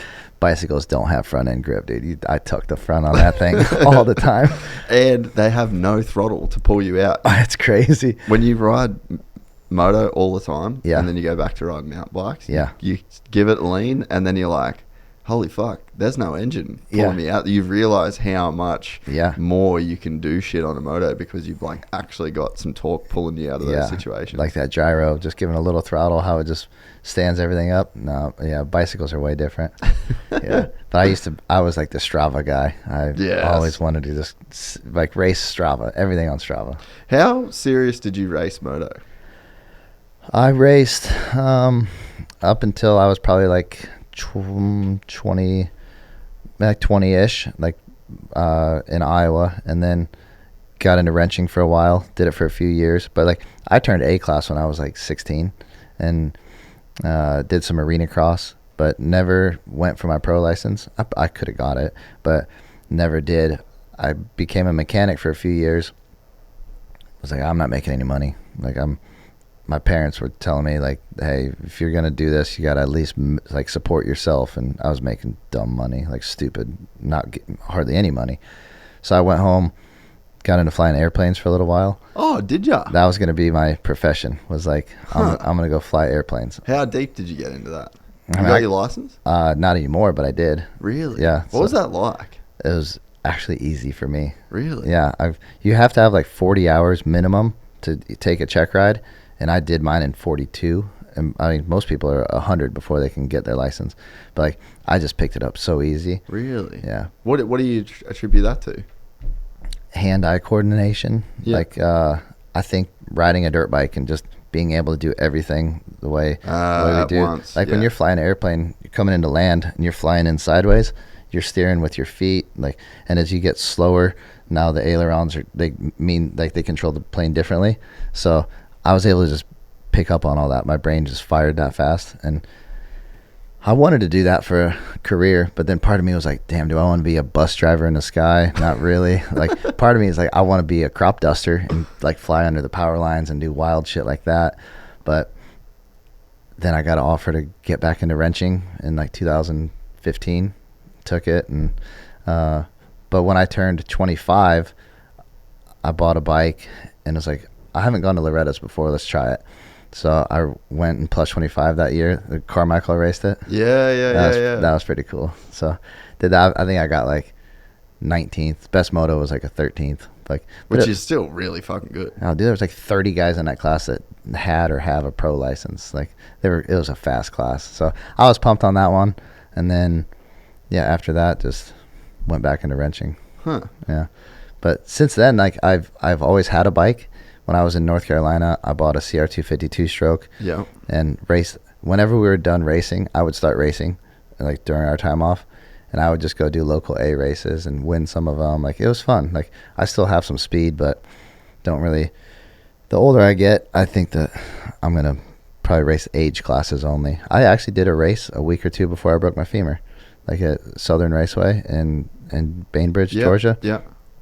Went and raced there, and there's a bunch of us on the team ride. Like, we all love the sport, so I can always just, hey, who wants to ride this weekend? 3 or 4 people raise their hand, and we load up, and the crew goes riding somewhere. Do you guys ever get to ride the farm? Whenever we want. And That'd be pretty sick. What's cool, too, is you can say, I think I want to ride Hayden's bike this weekend. They'd say, okay, just make sure it's ready for when he comes back. No shit. So you actually get to ride his bike. Yeah, I haven't ridden his because I've been hurt, but we did a mechanics race 2 years back, and I know there's some guys on the team, like, if they want to ride, they can hop on a team bike and go. Now it's not just a free for all, like, hey, walk through the shop and grab whatever bike and go take it out. But if you ask at the right time, you can hop on a star bike and go. What is a star bike like? It's sweet, dude. I'm just a average 38-year-old guy, and that is plenty of motorcycle for me. The 250? Yeah. Like, I can leave it in third gear everywhere. Like, it'll just pull, like, forever. Like, I don't know how these guys hit the rev limiters because it just keeps on pulling. Like, it's so much fun. Having a bike that can do anything for you is the coolest. And we got to ride a couple of the guys' bikes and see. Engines all felt pretty dang similar to me, but it's cool feeling like different chassis setups. And actually one day we were riding and we had this new chassis, and they were trying like linkages and stuff. And our suspension guy, he rides like he's got a bike to spec that he can try different setups on. And he was like, feel the difference in this. Now here we change the knuckle, and then I can like. So it's cool for me to be able to feel the difference in the bikes too. So I wish I was still healthy enough to go riding every day, like, because I do love being a part of that, like feeling differences. And but I got my YZ 250 two-stroke. Yeah. That's a fun one. Like I can buy any bike I wanted, but a two-stroke is so much fun. Dude, they are really good, those YZs. And yeah, I said it in the little build thing that we did with Deegs, but did you get second in that? I did get second in that. I did. I called that, didn't I? That's pretty fucking rough, bro. That's pretty rough. I didn't expect that from you. Yeah, if you guys don't know, yeah, Jace did that build, and I commented on his post, said, yeah, good enough for second place. That's correct. No, it was badass. That was a cool build. We had fun. I think I won in on it. What did you do? No, I think I won in on the next one. Oh, you won in on it? I won in on it. Dude, our next project that we're thinking about doing is going to be sick. It's not just bikes. Oh. Well, bikes might be about my budget. That's all right. We can get you in on it. I don't know what I want to do next. Yeah. I don't know. I don't know whether I want to do a 450 or a 250. I'm probably just going to let Brian decide. I guess winner should probably make the rules for the next one. Yeah. Really. I'd like to try and make, obviously not a star bike, but I'd love to see how gnarly I could get a 250. Yeah. Because they're so fucking good, those bikes. Yeah. And the 450s are a lot. Yeah, the Star 250 is insane. You guys need to do a super mini build off. I've never even ridden one of those things. Yeah, but if you build a sick one, you could. Imagine that, eh? How tall are you? 6 foot. Might be a bit rough. Might be a bit rough, but yeah, if you're a super mini, would be so fun. Dude, you know what I rode for the first time the other day? A Tenere. Oh, they're huge, aren't they? Have you ridden one? I've rode around on the flat with one, never on a track. Bro. Yeah. So, a friend of mine, Ian, we had to shoot a thing for Quad Lock. Yeah. And I was like, I just want to do it on the adventure bike. And I haven't got one yet. So, I rode that for the first time. And he lives like way up in the hills, like the kind of Temecula, like out even behind wine country. Yeah. And so you ride out of his place and it's just all dirt roads.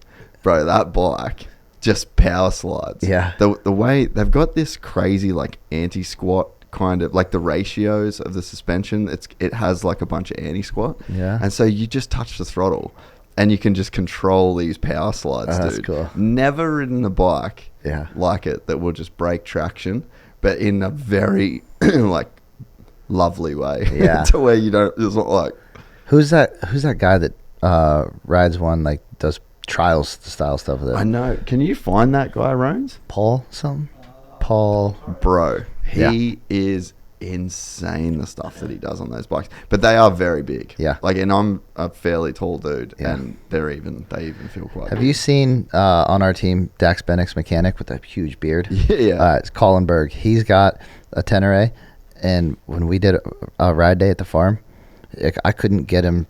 I got him to ride the 450 once, but he just got on the Tenere and did 50 laps at the goat farm on the Tenere. No way. Just all day long, just lap after lap after. And he's not jumping all the way over tables, but jumping up on the tables. And like, he's got a pretty sick Tenere, but he just rides it on moto. Like, that's, to be able to do that many laps, like some bikes could maybe withstand a lap or so. I'm not kidding. He did 50 laps on it all day. It's just Iron Man. It was cool.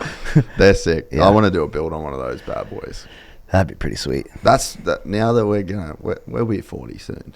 Yeah. You know, we need to start looking at Yeah. other modes of transportation. They say with age comes a cage, but I mean, it's got like a little cage around the fairings. Close enough. Where we start there. Yeah, close enough. I love that shit though. Yeah. That's one thing I want to do in America a bit more, is just explore some of the places. Ricky's got it pretty good. Yeah, he does all that sort of shit. Yeah, that's really cool. Yeah. That's me. Yeah. I'm getting there. I'd like to do something like that.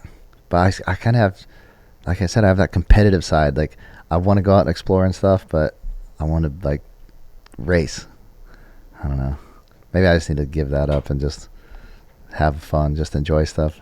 No, I mean, there's something to being competitive. Like, I think, I don't know, maybe it's just like the accountability in it, to where, you know, I've trained a lot for last year because I'm like, I'm doing well vets. You know, you say enough times that you're doing a thing, and then every day you get up and you're like, fuck, I have to do this. I need to go for a run. Yeah. You know, so I think that there's a utility to that competitive nature. Like, you sign up for a competition, it makes you train, it makes you ride, and then I enjoy motocross more when I'm fit and I'm riding well. Yes. So it's like the competitiveness is fun when you think about it like that.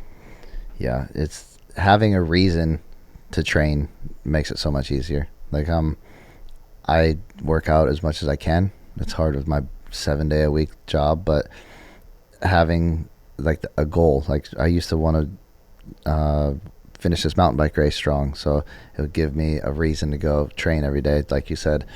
But yeah, I just need to start riding again. It was always every off season I'd be able to go riding, but now my leg, I can't go ride this off season, so it's harder to find the motivation to go be fit. Like, but the competitive side definitely brings everything out of you.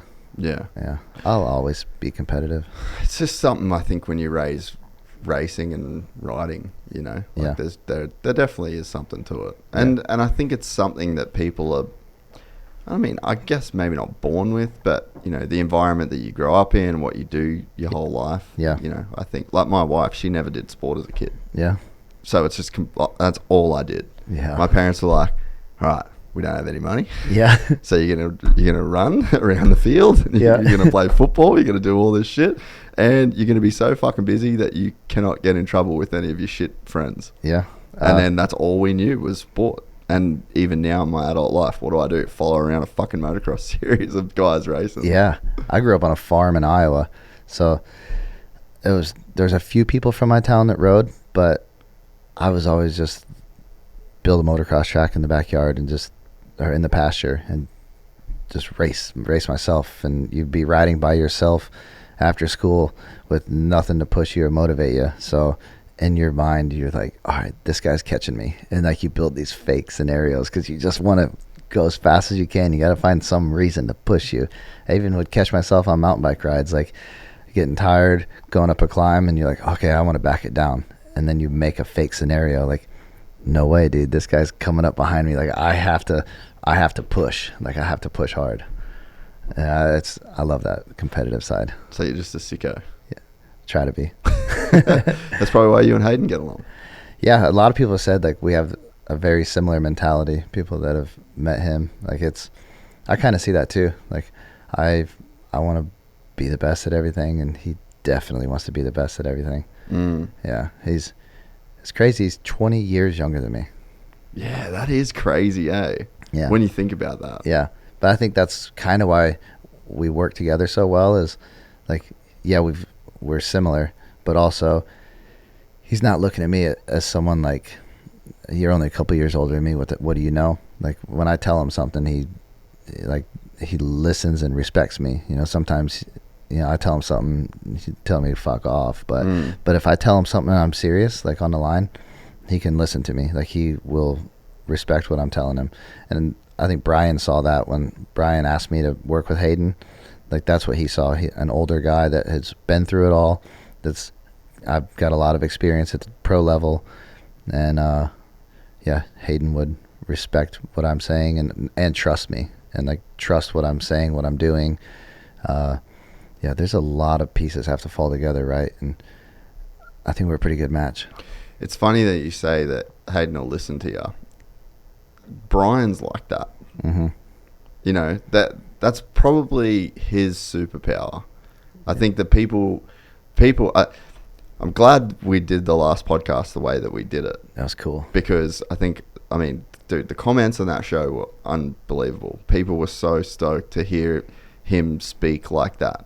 And it's like, that dude is all the time. Yeah, that's like him. He's a fucking very smart, very cool guy, and he's Yes. very open-minded, and he wants to listen. Like, we've had so many conversations where I'll give him my opinion, and he's like, thanks, appreciate that. Yeah. You know, like, actually wants to take it on board. He never gets defensive, never pushes back, and, you know, he's like, he's super open-minded, and he'll listen, and he takes it on board, whether or not, you know, it goes into effect or whatever. But it's just very rare that you have a guy that has achieved the level of success that he's achieved in his life, that's made the money that he's made in his life, and also has so many people talking shit on him in his everyday life, and he still has that level of humility and the willingness to want to hear from people and want to, you know, like, I just think it's very cool. It's very, very underrated, and it's almost like Haiden almost got a little bit of that from him. It's like he obviously sees that his dad's willing to listen and take on people's information. Yeah, he definitely listens to what everyone else has to say, but he's also got his input. But he's not just like a random moto dad that, like, hey, we need to change. Like, he's been there and done that, and like, not just Supercross, motocross. Like, he's done a lot of different racing, and he has such an eye for racing. Like, he'll see stuff that, you know, maybe I'm overlooking as far as bike setup or just little stuff around. But he also knows his kid, so he can tie together. Like, I know, like, he knows bike setup, and then he knows Hayden's mentality. He knows everything about Haiden that maybe the team doesn't know. So Brian can throw in his input on the bike, and then we've got a whole team full of people that can say, we see that too, and either explain we do this for this reason, or, you know, make a team decision. But he's got his input is never just like, you need to make my kid's bike better. Yeah. It's always like, hey, I see this on this bike and this on this bike. Maybe I think he can benefit in this area. He'll never say, you need to go softer compression on the fork and more rebound in the shock. But he'll say, I think we need more traction in the front, and can we get like a little bit more hit off the bottom? Like, he'll never say, you have to do it this way, but he'll throw in his input. And other times it's like, yeah, you're seeing that, but we're running it this way for this reason, or, hey, that's a good idea. Like, we all overlook that. So he doesn't overstep his boundaries. He's very smart and detailed. And I'm glad that podcast you just did with him, like you said, that's the real Brian. Like, I wish that the whole world would watch that, because you sometimes see videos like jerk offs in the comment sections talking shit on him. Like, dude, you don't know him. Like, you don't know the family. They're awesome. They're so good to me, and like, they don't have to be. Like, I'm an employee of the team. Like, yeah, they've done a lot to make me feel included, and that goes a long way. But like, they are good people. So people that make up their bullshit stories, I don't understand it. Like, but everyone's got a voice on the internet, and that's shitty. I hate that. Yeah, it's just a unfortunate part of where we're at, you know. But it's just one of those things where it you can use that too. Yeah. And I think they do. Yeah. You know, you can easily draw, like, there really is, I mean, maybe it's not a exactly true statement, but like, fuck, man, there really is no bad publicity these days. Like, when you have people on the internet that can, like, literally just speak nonsense. Yeah. Like, absolute fucking nonsense. It's like, what does it matter? Dude. You know, so it's like, just feed into it. They're talking, they're watching, they're viewing, everything's going up, and you can make more money off the back of it. There are so many doctors in the comment section that, like, Haiden apparently doesn't need surgery. Like, he should go to Destinations because this guy on fucking Facebook says it's a 2-week recovery. Like, dude, shut up. I've said it a few times, but I just don't have socials on my phone anymore. Yeah. Bro. That's probably smart. Mate, the difference it's made to my life has been incredible. And it's like, obviously we make money through social media, so it's like, I feel a little bit hypocritical in a way, you know. But it's like, I still look at Instagram. I still go on Instagram every day. But it'll be on my browser. on my laptop. Yeah. I log in, and sometimes it doesn't say me part. Like, there's barriers to entry. Yeah. And it's like, and it's been a while now that I've been doing it. Yeah. And I really feel better. Like, I actually feel better now because of it. And I don't know whether it's like whether it's different for other people that are in a different situation. Like, we'll have thousands of comments. Yeah. A week, a day. I don't even know. You know, we'll get 8 million, 10 million views a week on our Instagram. So it's like, and then YouTube, and so it's like maybe I'm just exposed to it a lot more than what other people are, to where it's like maybe it affected me in an outsized way. But dude, just to wake up in the morning and just not check Instagram and not check any of that shit and just like go on living my day. Yeah. And I just feel so much more, I don't know, just like fucking living in the real world. Because I went to a bunch of races this year and no one said a negative, mean, fucking nasty thing ever. No one talks shit to your face, and you don't ever hear it. No. But if you open your phone, you see it. Yeah. I get some people talk shit in my comment section, but I'm like, I don't know these guys, so it doesn't really mean anything. But you can read 100 nice comments, and some guys say, yeah, Duff's a fucking jerk off. He needs to stay off Instagram and focus on working on the dirt bike. Like, fuck this guy. And like, now I'm mad. Like, dude. Yeah. But then all these other people saying like, you're killing it, dude. Like, I'm like, I forgot about those. I'm looking up this guy. Like, oh, you get, yeah. So I should probably get a little bit better at that. Yeah, it's hard. But, you know, you miss some shit. You miss some, you know, Harry had a big crash in Japan. I had no idea till someone texted me, you know. So there's stuff that there's it is like a good thing, but to me I was like, you know what, I'm fucking out. I need a bit of space. I wouldn't mind maybe a little break, but it's so easy to get wrapped back up into it. Like, okay, so it can be distracting. Marshall Welton was staying at my house during SMX, and he kept Instagram, but he got on his home screen and deleted the app, so he can't open it. He can't even look at it. And he went through probably 3 weeks, maybe longer, like not being able to look at it all. And I would do the same. Hey, did you see this? He's like, no, what? And I'd show him on my phone, like, no way. Like, so he was disconnected from it, but man, he felt good because he wasn't distracted by it. Yeah, no, it's all the big thing for me is just all like the in-between moments. Yeah. And I actually just feel like I've just had a problem with social media. Yeah. Being on my phone. And maybe everyone's like this, maybe it's just me, but when I was in Dubai earlier this year, we were living in like a high-rise apartment. Yeah. And so we're on the fucking 16th floor or whatever it is. The elevator takes a bit. Yeah. So you press the button on my phone. Yep. Walk in the door on my phone. Yeah. Whole elevator ride down. And then you're walking out. And I just would catch myself. And I'm like, bro, this is fucking not okay. Yeah. Like, if you can't just sit and chill while an elevator is going up 16 floors, you have a problem. Yeah. And it's like, that's kind of, at least personally, that's just kind of where I got to. You know, and it's like, I just didn't want my life to pass by with every fucking spare moment being on my phone, you know?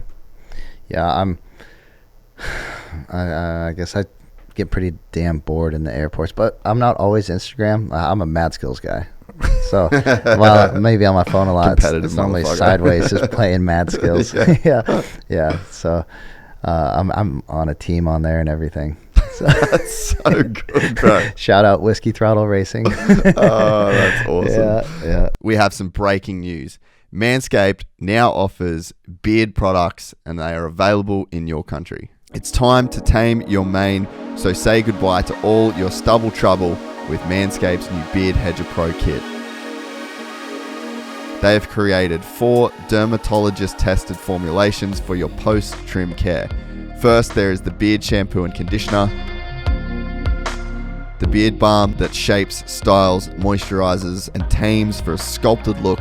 First off, this cordless trimmer has a rotary wheel that gives you 20 hair cutting lengths, all with one guard, so no more messy drawers full of extra add-ons. The Beard Pro Kit also comes with 3 free gifts, a beard brush, comb, and scissors to ensure your beard is always ready to impress. So get 20% off and free shipping with the code GYPSYGANG at manscaped.com. Manscaped Beard Hedger. 1 stroke, 1 guard, 20 lengths. All right. Last rider, Justin Brayton. Calmest, nicest, most mellow, soft-spoken, calm individual that you could ever meet. Older guy, family man. Yeah. Haiden Deegan, million Instagram followers, YouTube channel, famous parents. Yeah. Whole world loves him or hates him. Loves talking shit. 2 completely different guys. Yeah. What was your expectations when you went into it?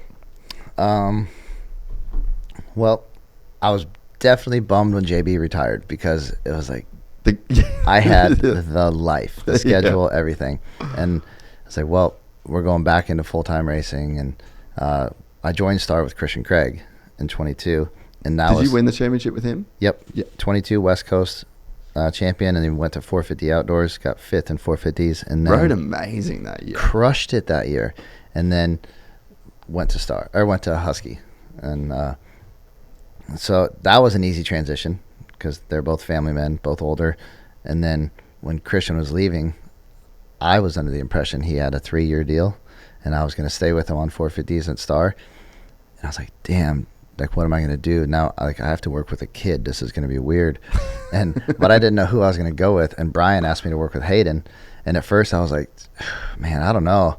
Like, he's 16 at the time. Like, I don't know if that's really my style. Like, he's going to be good. When's he going to be good? Like, Brian, like, it was maybe a week or 2 of chatting and like, all right, cool, let's do it.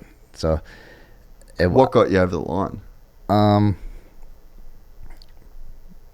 The Deegan family. Yeah. Like, knowing them personally, like Brian and Haiden, Brian specifically, like that's what sold me. Like, he's such a good, like, he genuinely cares about you. Like, he cares so much about his son, and he's told me that my son will always come first.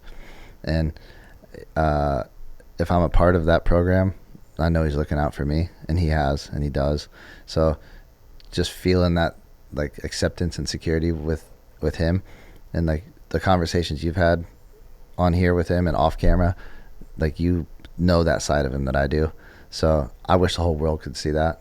Like, if they just watched the damn videos, they would, because that side of him is shown in every video. He doesn't hide it. Yeah. But people are just, not everyone. Some of those ignorant people out there are just too ignorant to go see it. Some people just have their mind made up about the thing. Yeah. And they don't actually want their mind to be changed. Like, I think that's maybe one of the problems, is you, like, lose perspective on, like, the fucking the Loretta's thing. Jesus, yeah. The cheetah bike thing, right? So it's like, they just don't want their mind changed. Yeah. You can't give them any facts. Yeah. You can't tell them anything about the situation. Brian Deegan beat the shit out of that kid in front of Tim Cotter while Tim Cotter jerked off. Like, that's what they believe, and they're never, ever, ever going to say anything different. Yeah, I wasn't working with Haiden during you can't that. compete with that. But, like, dude, people, they are just so blind to the facts, to the truth. Yeah, but they don't want them, so, like, just don't even worry about it. No, and then you have other media companies pushing their own narratives and trying. There's too many people out there that try to benefit from the bad, and that's annoying.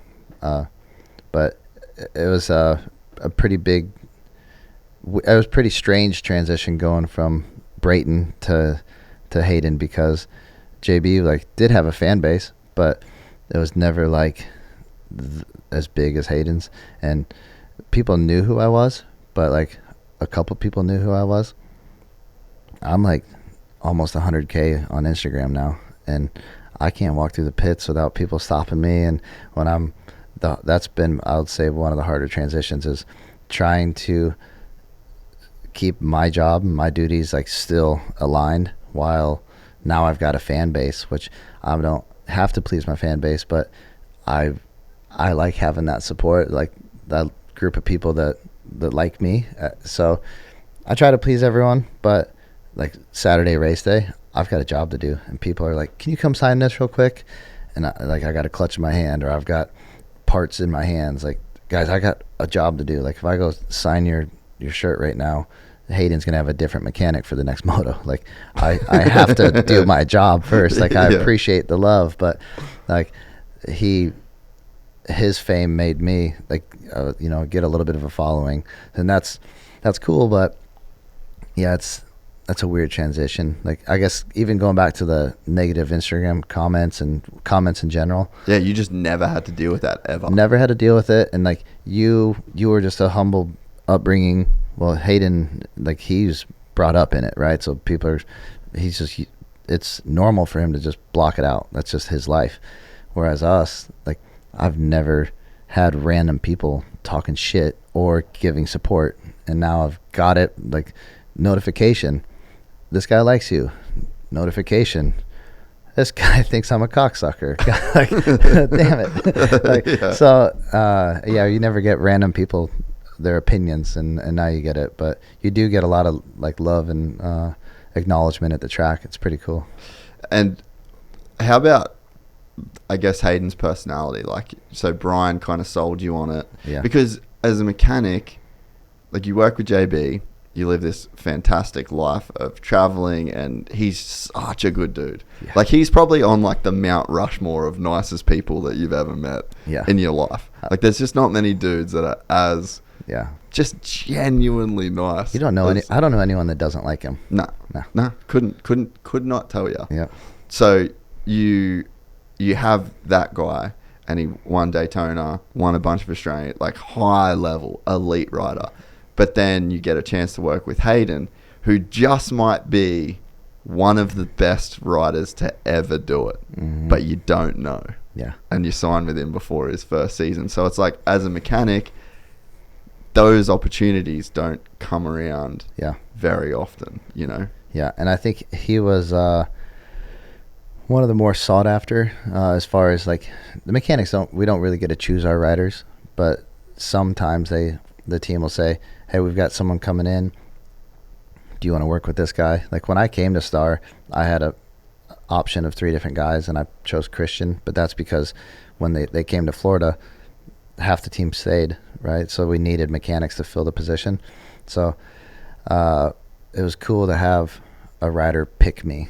Yeah, it's a cool feeling. But yeah, Haiden has some haters, and he has a lot of support, whereas Justin had no haters, and that was pretty cool. Yeah. And then so when you start working with him, what do you learn pretty quickly with Haiden? That he is a kid. Yeah, right. Yeah. Going working with the adults, they know what they want in a bike. They know how they want, like anything, like they know what they favor in a motorcycle, and they've got data to pull from. Yeah, and even if they're switching brands, they still have a feel that they want. I mean, when I was with Haiden, he was maybe a year off a Super Mini, like literally. Yeah, didn't know a big bike, and then Christian and Justin, they know what they want. They know that there's every single option under the sun. Haiden, you give him a bike and he's cool. I'll make this work. Like, no. Like do you feel like you're like this? Cause I can put different bars. I can move this stuff. He's like, this is okay. Like, hey, do you think you're using the clutch? Do you want a little more power? Do you want to move the power here? He has no idea the options that he had. Like when we started, didn't know, all the options available to him. And he just wanted to ride the motorcycle and just, he could make it go fast too. And that's where Brian really came in, was like, kind of in our eyes, like if he's going this fast, like we don't really need to change anything. But Brian's also seeing like, hey, he could be better. Like he doesn't normally ride like this. If we can move his position around, whereas Haiden wouldn't speak up because, well, he can't even see it. Yeah, he's just riding the bike the way that it is. So yeah, watching Haiden learn like what he can do with the motorcycle, like as the parts become like as we throw parts at him and he's realizing, whoa, changing this affects this. Good to know. Like that's been a cool like little transition into his pro career, watching that. Like he's going to learn a lot more as he gets older. He's only 18. So seeing like 23-year-old Haiden could probably, let's say a whole new model motorcycle comes out, he hops on it, he could come back right away and say, all right, shock's tall, let's change it with the linkage versus the subframe. Like that's something Justin could do. Nothing Haiden could do. Like Haiden couldn't tell you that. He could just say like, man, I feel like it's really tall, I'm doing a front flip. Like, whereas other guys are just so switched on, they've been doing it for so long that they know what does what on the bike. So that's a big adjustment, is the feedback. But he's gotten really good at it the more we've tested with him. And JB was pretty epic with bike setup, and then Christian was really good with bike setup, Really? from what I hear. Yeah, really. Like Christian Craig could, from what I've been told about Christian, any rider in the world could get on his bike and love it. Yeah. Christian had a year under his belt before I came to Star, so he had the bike dialed. Like, we maybe changed 2 clicks. I think at one time they updated a shock, and Christian tried it, and it's like, yeah, it's pretty similar to my other one. They said, yeah, it's about the same. We just changed the shimmer too. He's like, cool, I like it, run it. Didn't want to change anything. And like, him and JB were so good in the whoops that like, when I came to Star and I'm now watching all these 18-year-olds riding Supercross, I'm like, dude, why are the whoops so hard? Like, I've been watching JB forever, and then Christian, like, why are these guys making the whoops look so hard? Like, Yeah. Oh shit, they are hard. No, this is normal. Yeah, like, oh, never mind. Yeah, that's funny. Yeah, and there was actually, I won't say too much, but I know there was a point, I think it was last outdoor season maybe, or was it this outdoor season? Something happened quite big. There was like a new bit of new input that came on suspension wise. Yeah. And it was like, oh fuck. So that pretty clear example that Haiden really didn't know what he wanted. Right, but if you get someone to watch Haiden, watch his riding style, and kind of hear some feedback, and then you put said person on the motorcycle and say, set it up like you think he would like it. Like, they can do that, and it's pretty beneficial to have a top level person like kind of develop a setting for you. And I guess it just goes to show like how much room he's got to go. Yeah. You know, and it's like, it was a pretty dramatic, Yeah. it had like a dramatic impact on riding and, Yeah. you know, results wise. So it's like, damn, imagine when he could just do that Yeah. to his own shit. Yeah. Big change. It'd be cool to see.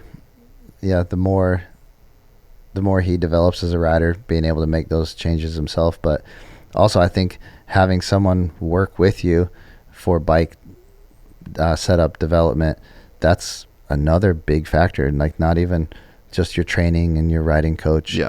Having someone coaching you to set up your bike and working with you, not only just your suspension guys and your team, but like having an outside person to say like, here, when I tested, here's how I like to test, and here's how I can help tell the difference.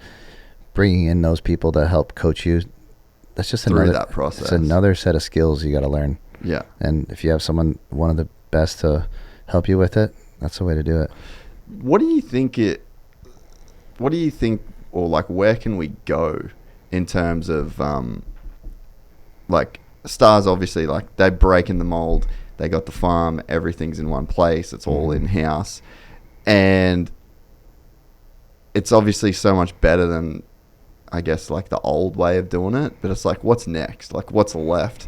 What's the next ways that you could do it? Because what you described then, that's almost like a new thing. Okay, so we got all these mechanics, we got training, and then we've got these testing specialists that work one-on-one with. There's so much. Obviously, if you had unlimited money, unlimited resources, like, what would you do? What could you do?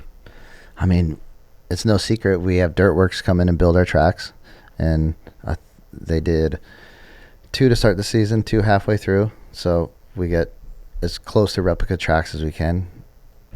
Can't really improve that. We've got our gym, we've got everything on site, in-house.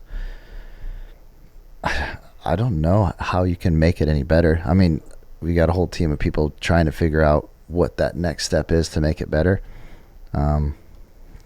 I'd really don't know how you can make it better. Like maybe if we had a private jet and could fly everyone in and out.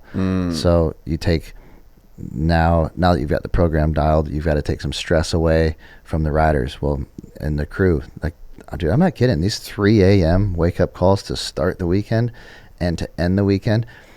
There's a reason we're so exhausted. Like, some people shit on Haiden for taking a PJ home out of some races, but like, dude, he's home in his bed Saturday night after he just went 1-1, and when he wakes up Sunday morning, he can wake up at 10 a.m. and like have a Sunday. Have a Sunday. His recovery has started, whereas the rest of his competition is waking up at 3 or 4 in the morning to go travel for 8 hours, and then their recovery starts Sunday night or Monday morning. Well, we're a whole day ahead of you, so it's a lot of money to get a PJ, but NASCAR teams do it. That would be beneficial. You got to look out for the riders, right? And having them the sharpest that's gonna go the furthest. But then having your whole crew sharp, like now morale is higher, and then everything is just better. Quality of life is better. Everything's better. So yeah, you can give the guys now an extra day at home with their families or with their friends or just by themselves. Like, quality time. PJs might be the next step, but how do you afford a PJ with the salaries, not the salaries, but the budgets these teams have? And yeah, I mean, I don't think budgets are growing in our sport. Like, maybe the payouts with SMX are growing, but the budgets aren't growing. And dude, I'm a little nervous about like this career path. Like, if shit goes wrong in November, how long are we racing for? Like, there's been talk. Like, if you guys like what you do, you better vote the right way, because otherwise, like, our budgets might go down. Like, the whole industry. Like, racing's the first thing to go, dude. Like, I think COVID was a little bit of a scare, and you could see how everything really, like, that was an eye opener. COVID, but that was just a disease, and it really wasn't that bad. Like, it was bad, but it wasn't that bad. Yeah. Imagine a war. A fucking big war, too. Oh, bro, I go through it with Anna. It's scary. The last 2.5 years, like, all her fucking Where's she family, from? Russia. Yeah. Fuck. So they've been living through it. Like, it's the first time in my life I've got to, like, in a very distanced way. It's the closest I've ever been. Yeah. To something like that happening. You know, like, just family members, and like, it's fucking hectic, bro. Like, you don't want that shit. Yeah. Yeah. Like, there could be all kinds of shit go wrong. I'm worried about the budgets going. Like, if we get 4 more years of the shit we're going through, there's going to be unrest in the cities, and then as soon as you got to bring in National Guard somewhere, you ain't having a Supercross. That stadium is now going to house all these people. Like, dude, that's sporting events went that quick during COVID. So all that unrest, they're shutting us down. Then what are you going to do? The team's not going to justify paying you to sit on hold. So now there goes my job. Just, do I have to ride it out? Is there going to be other jobs available? Like, it's scary. Like, we're in a crazy time right now. Fuck, it's coming up quick too, eh? I know. It's fucking scary. I can't believe that he got attempted again. I don't think they're done. Like, they don't want him in there. We all need him in there. It's fucking crazy, bro. I know. And it's crazy that he just still is out. How's the Instagram 0-2? I'm just like, bro, you're a fucking animal. I was going to write Trump 2024 on my pit board, and I knew the live TV people would probably chop it right away. I feel like a bunch of those people are libs, but oh, that's fucking so funny. I wanted it so bad. Oh man, I was in Australia when the first one happened. Yeah. And I was like, bro. Yeah. I don't know. And everyone around me is just like, that's crazy. And I'm like, I don't think you understand how crazy. Like, we all dodged that bullet. We all dodged that bullet. Everybody dodged that fucking bullet. Yep. Not just him. Yeah. That would have been very, very, very bad. You're not just voting for him. Like, that's not the only person you're voting for. Just like you're not voting for her, which I hope you're not voting for her. But you vote for the administration, right? And like he's good for us, but everyone on the administration and that side of politics is good for the people. Whereas if you vote for her, like she's just like fucking Biden, like horrible, right? And all the people that run everything, look how downhill everything's gone. And that's not just Biden and her. It's their administrations and their side of the liberal government. But when he was in power, when Trump's in power, everything is better because it's not just him running it. It's every part of the government now is, not every part, but it's all ran the way he wants it to. So the border's shut down and dude, I just want my money to be worth something again. Yeah, it is crazy. I mean, obviously I don't have a dog in the fight, I can't vote, but yeah, I mean, you can definitely see, like, I've lived here a long ass time. I've been in and out of here a long time, and it's like you can definitely see shit. I wish that last debate, fuck, she just got to him so much. And I'm just like, bro, you're being played right now. Like, you have to know that. No, they set him up. But he should have known that. That's the only thing they had. Like, they just had to make him look a certain way. Yeah, but that's just like him saying 0-2. Even if you know it's coming, he ain't afraid. Yeah. That's the kind of leader I want. Yeah. That's it. Like, I don't agree with his, like, I'll say the way he says a lot of shit. Like, as a person, he's not someone that I want to be like. This, some of the shit he's been accused of, whatever. But dude, I ain't voting for his personality. Hey, I said that to, actually, when I was in Australia, there was a chick, I was getting my eye tested.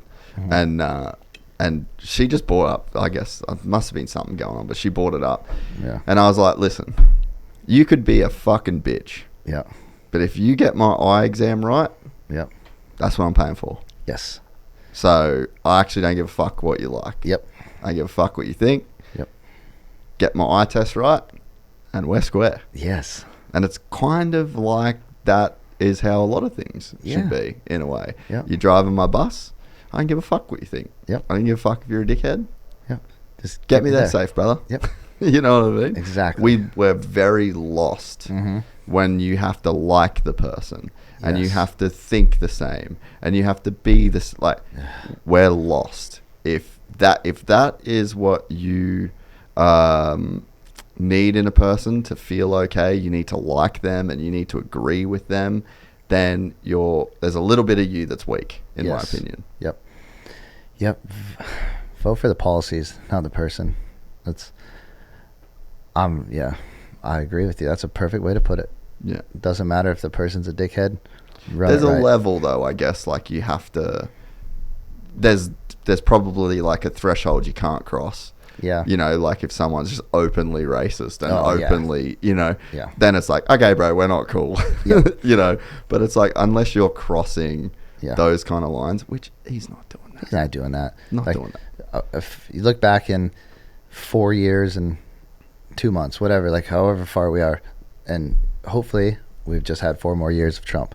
But if not, the world's going to be completely different. And I want to be able to look back and say, like, I didn't give a shit about this person's character. My life's better off. And the streets are hopefully cleaned up at this point. Yeah. When you look back, it doesn't matter what a person's like. It's what they did. Yeah.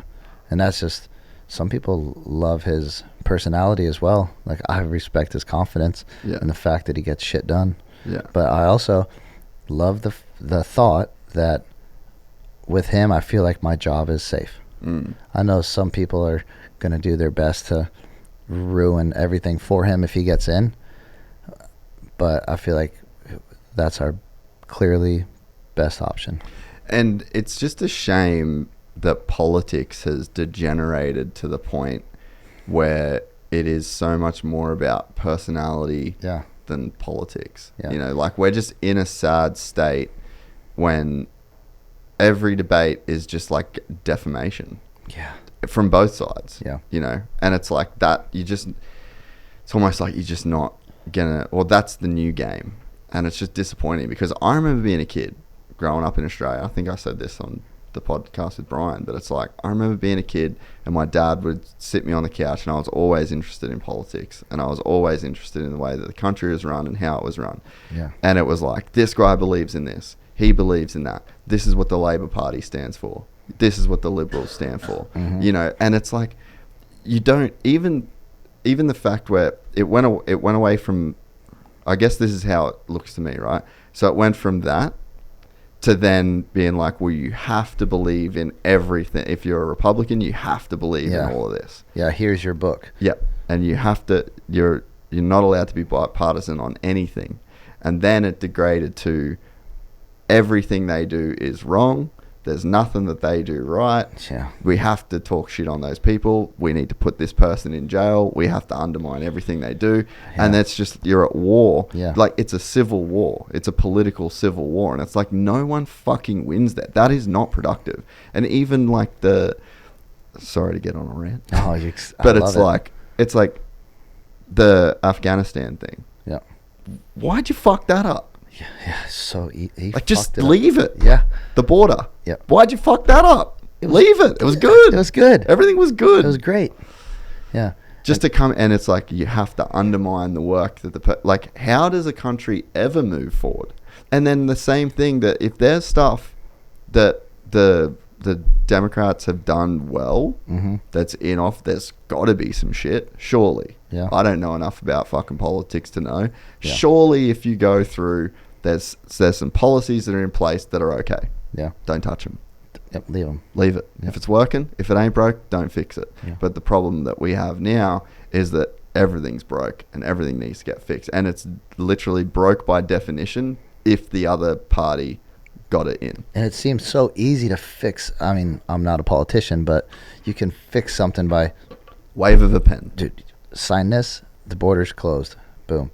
Like, it's literally feels like if you want to be on that side now, you want open borders and open bathrooms and open everything, right? Well, you didn't used to be like that. You could say, like, oh, I think a guy shouldn't be in that bathroom, and I also think you should let more people in the country, or you could have your own everything. But now it is. Yeah. You have to be 100% on this side of the line or 100% on this side, and it's so annoying. Like, just do what's best for the country, because it's what's best for everybody. Yeah. And like, our country kind of sets the stage for the world. So it does, man. It does. And it's always been like that. You know, you can you can see like the influence that America has on the world. And that's one of the things that I personally get disappointed in, as like I'm an immigrant essentially here. Yeah. Right. So fuck, immigration's a good thing when it's done right. When it's done right. I'm doing it right. You're not here illegally. It's perfect. I have to do all this shit. I have all these hoops that I have to jump through. Like, that's fine. And it's also fine that, bro, I fucking think Mexicans are the best. Yeah. Like, we stayed in North Vegas last week for the race on the weekend. We went into, this, like, epic Mexican grocery store. Yeah. Like, bro, everything was in Spanish. The music was in Spanish. Yeah. Everyone spoke to you in Spanish. We were in Mexico while we were in that. That's cool. Some of the nicest, most hardworking. Who mows your lawns? Yeah. Who washes your cars? Yeah. Like, bro, this ain't a full problem. Yeah. But it is a problem to a certain point. Because it's not just Mexicans coming through the Mexican border. That's the scary part. How many people are like from the Middle East coming through there? Ghana, like, dude, all the African countries, terrorists, like all sorts through. of shit. Yeah. Do you think something's gonna go down? There's I don't know. A lot of fucking terrorists here. I don't know. It's hard to know with our social media now. I know, because I don't see shit. Yeah, true. I don't trust the media in general. So, is there sleeper cells here, or are these people spreading propaganda? Like, But there's for sure propaganda. Yeah. Like we're all being manipulated in such a crazy and relentless way, you know? Yeah. Because you think about the whole, like the American dream, right? Again, I'm an immigrant. Yeah. I've been sold the American dream my entire life. Yeah. So the whole world has. That's why people come here. Yeah. You know, and you got to think that for you to leave a country like Guatemala or Ghana or and to go for months and risk your life just to get here. Yeah. You think that there's something amazing on the other side. Yeah. You know, because you've been sold the dream. Yeah. And I think Americans, like, you know, you didn't even have a passport. Yeah. Until you went and did some races. So you'd never really seen like the outside world. But it's like, I just don't even know if Americans know how good it is here. Even with all the bullshit that's going on. Luckily, I've been around and I can see how good we've got it.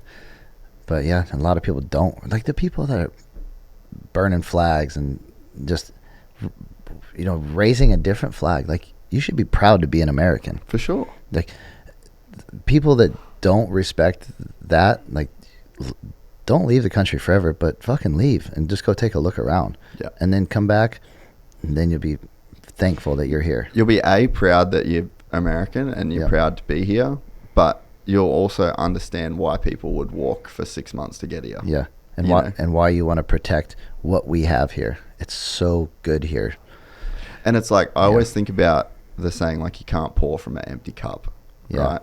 And it's like, that's the same for a person as it is for a country. Yeah. You know, and it's like, you need to be prosperous at home and you need to be good at home before you can go out into the world and make an impact, you know. And I think, like, that's one thing that it's always frustrated me. Even, you know, Australia has its own version of that. America definitely has that, to where it's just like giving away billions and billions and billions of dollars. And it's like, dude, when we went to fucking Indy, so we went for, I went to Ironman, but I got a fucking migraine. Yeah. Race day, didn't even go to the race. Flew to Ironman, couldn't go to the race. Fuck. That bad, bro.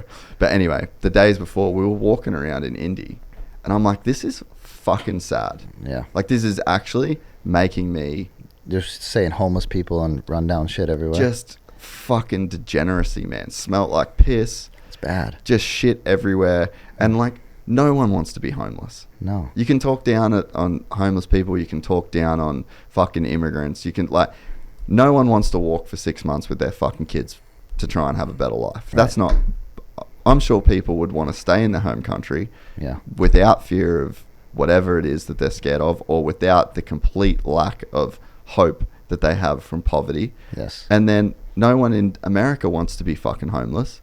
No one in America wants to be, you know, just walked past every single day holding your money out for fucking holding your hand out for money. Like, that's not a way to live. No. So it's like, fix it. Yeah.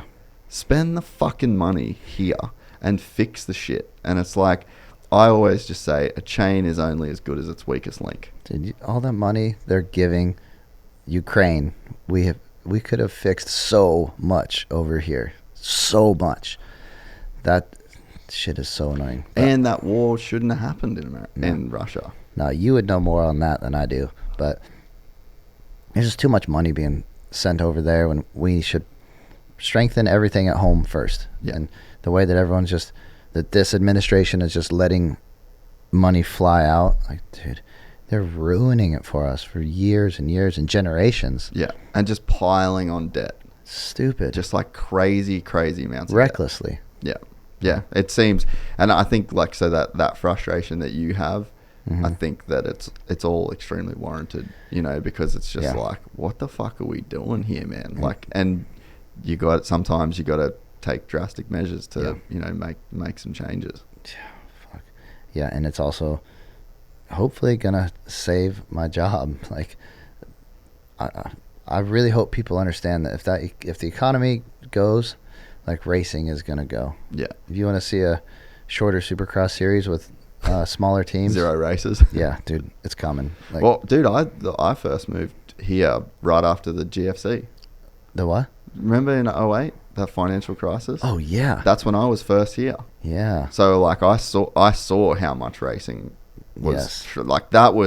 That's the time everyone was making like the crazy money.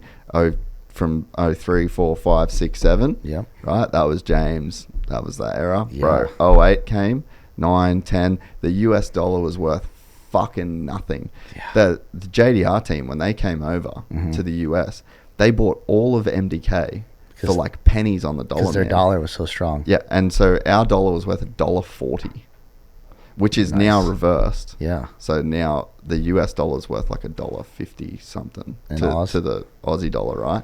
But it was like literally flipped. All the salaries went down. No one was making any money. Like that's what happened the last time the economy like really took a shit. Is Aussie like in a bad spot right now? I don't think so. It's just very expensive. Yeah, it is like expensive. inflation. But that's what happens when you just print a bunch of money. Yeah. So, that was a problem that I don't know how you don't do that through.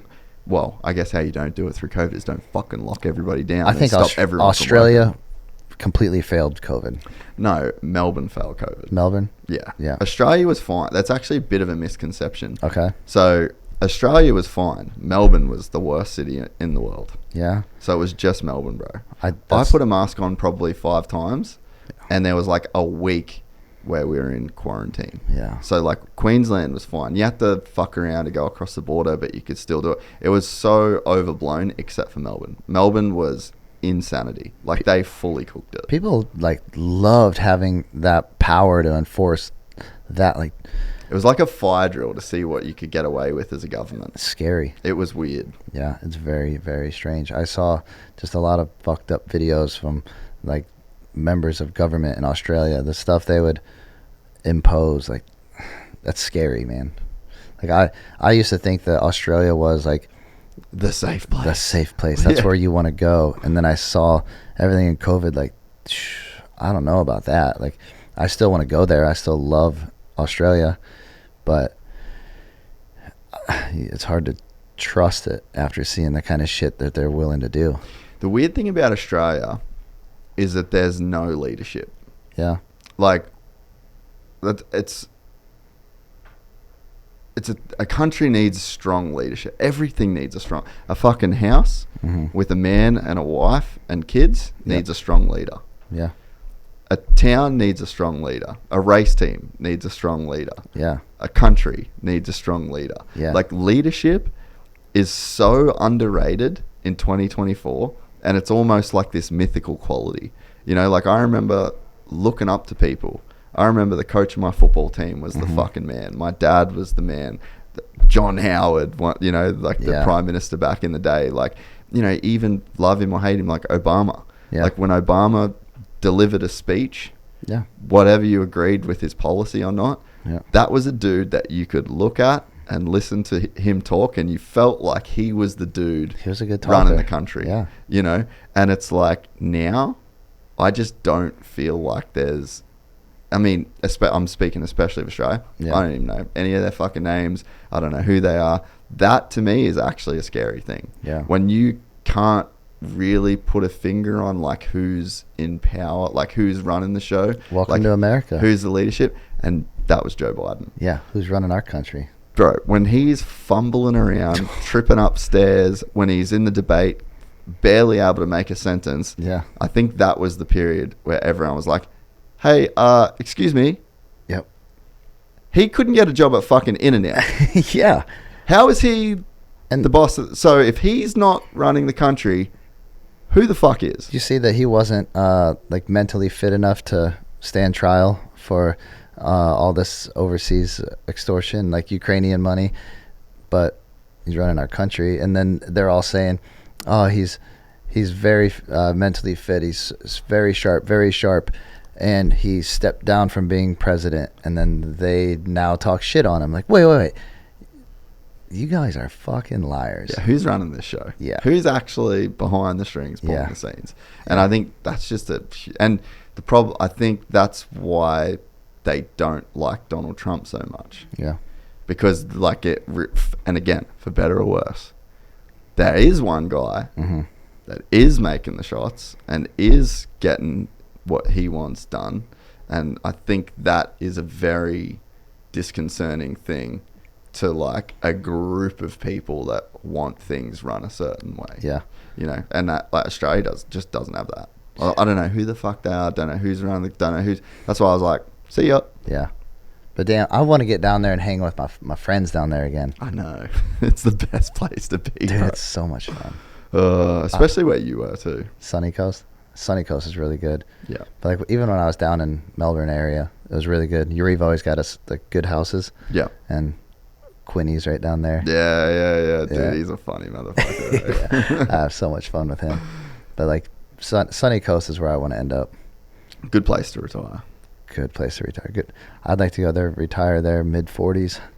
Just if the dollar's worth a little bit still. Bro, you'd be able to.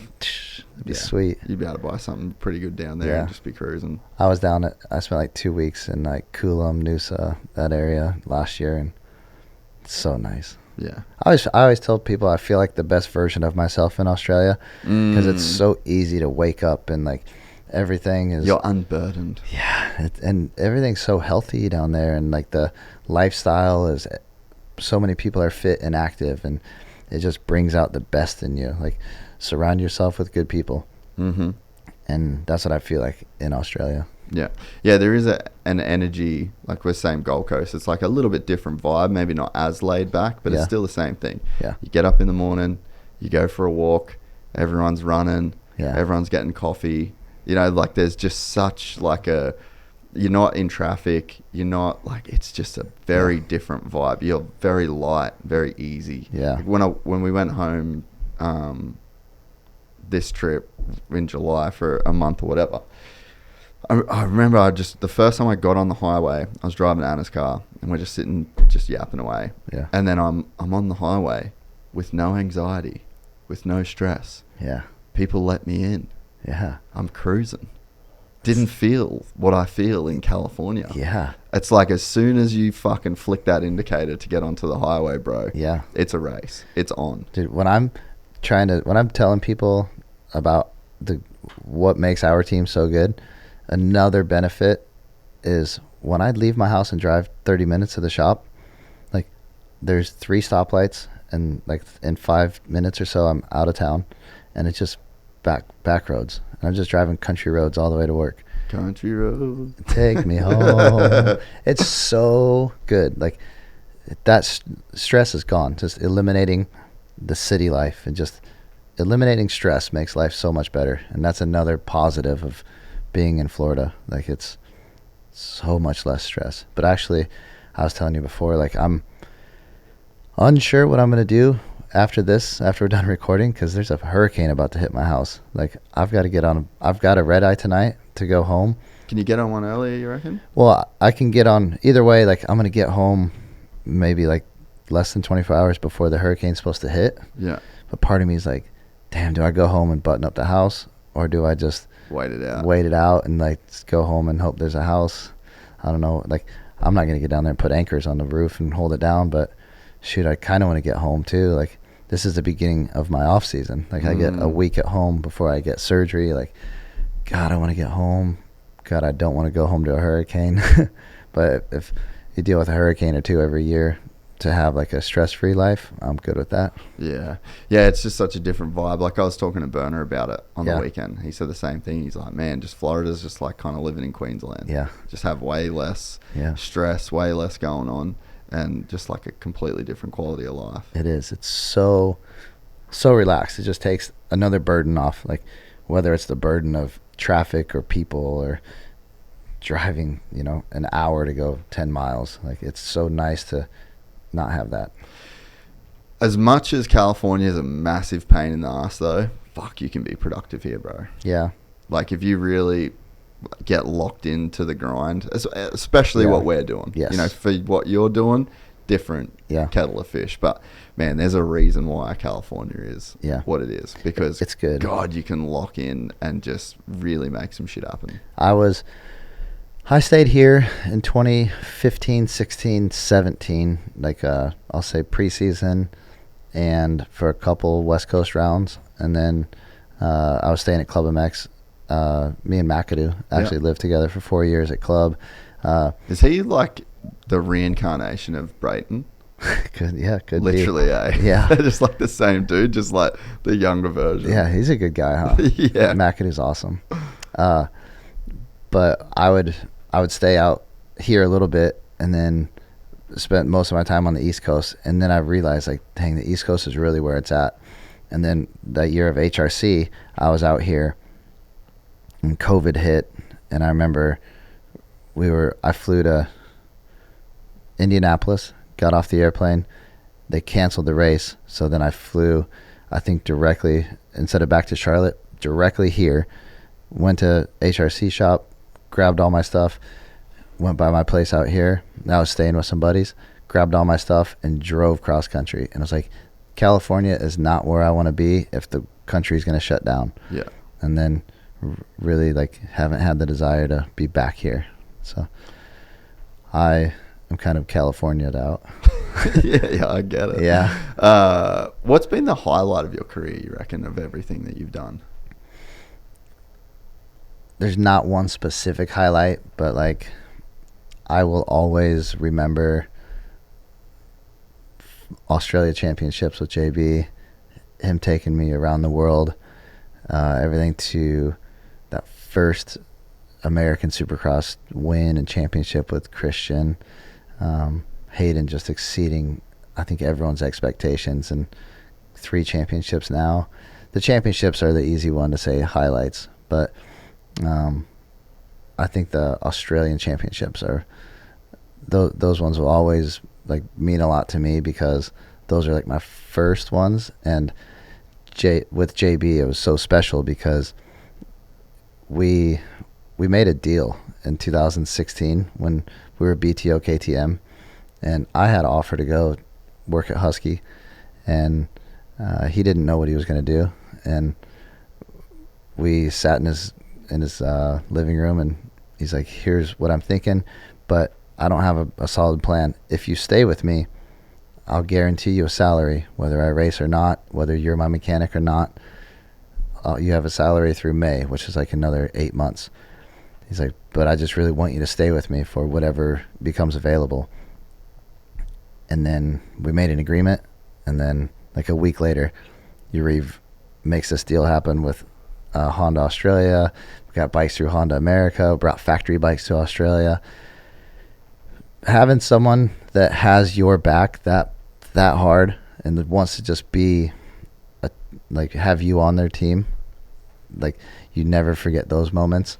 So being able to go through like that little period of uncertainty, but knowing that no matter what, like, I'm secure because I'm with someone that truly cares about me, that those championships mean the most to me as of now, just because you just had so much support. So that was pretty cool. Yeah, and you can't really ever put a price on that. Yeah, even like this year, the Dallas Supercross win, Arlington win with Haiden, he ghost rode his bike after the finish. That was my first race back from my broken femur when I did not think I was going to come back. And he stopped by and saw me several times while I was laid up. So to know, like, the kid cared that much about me outside of being at the track or being at work, being able to be there for him for his first win, like, that was really special too. And to be like so dominant in motocross and then to basically be dominant in SMX, like, it was really cool, especially with the uncertainty of me, like, laid up. Like, I know I'm not a racer, but dude, the feeling of, oh, I ruined myself. I'm not going to be able to work this year. Like, am I going to be able to come back from this one? Are they going to replace me? Knowing that the Deegans backed me so hard, and to be there with them for these championships and these victories was like such a cool feeling, just being accepted, like knowing someone wants you to be a part of something with them, and then actually going through and achieving all that, everything you set out for. Yeah, those mean a lot.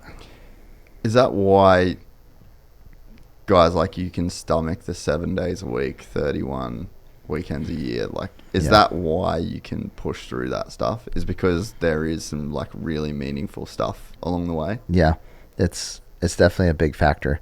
If a lot of us don't live near our families, right? I see my families when my family, my mom, dad, brother, sister, like I see them when I travel, and they can make it to certain races, but they're still seeing me when I'm at work. So it's hard to get a lot of time.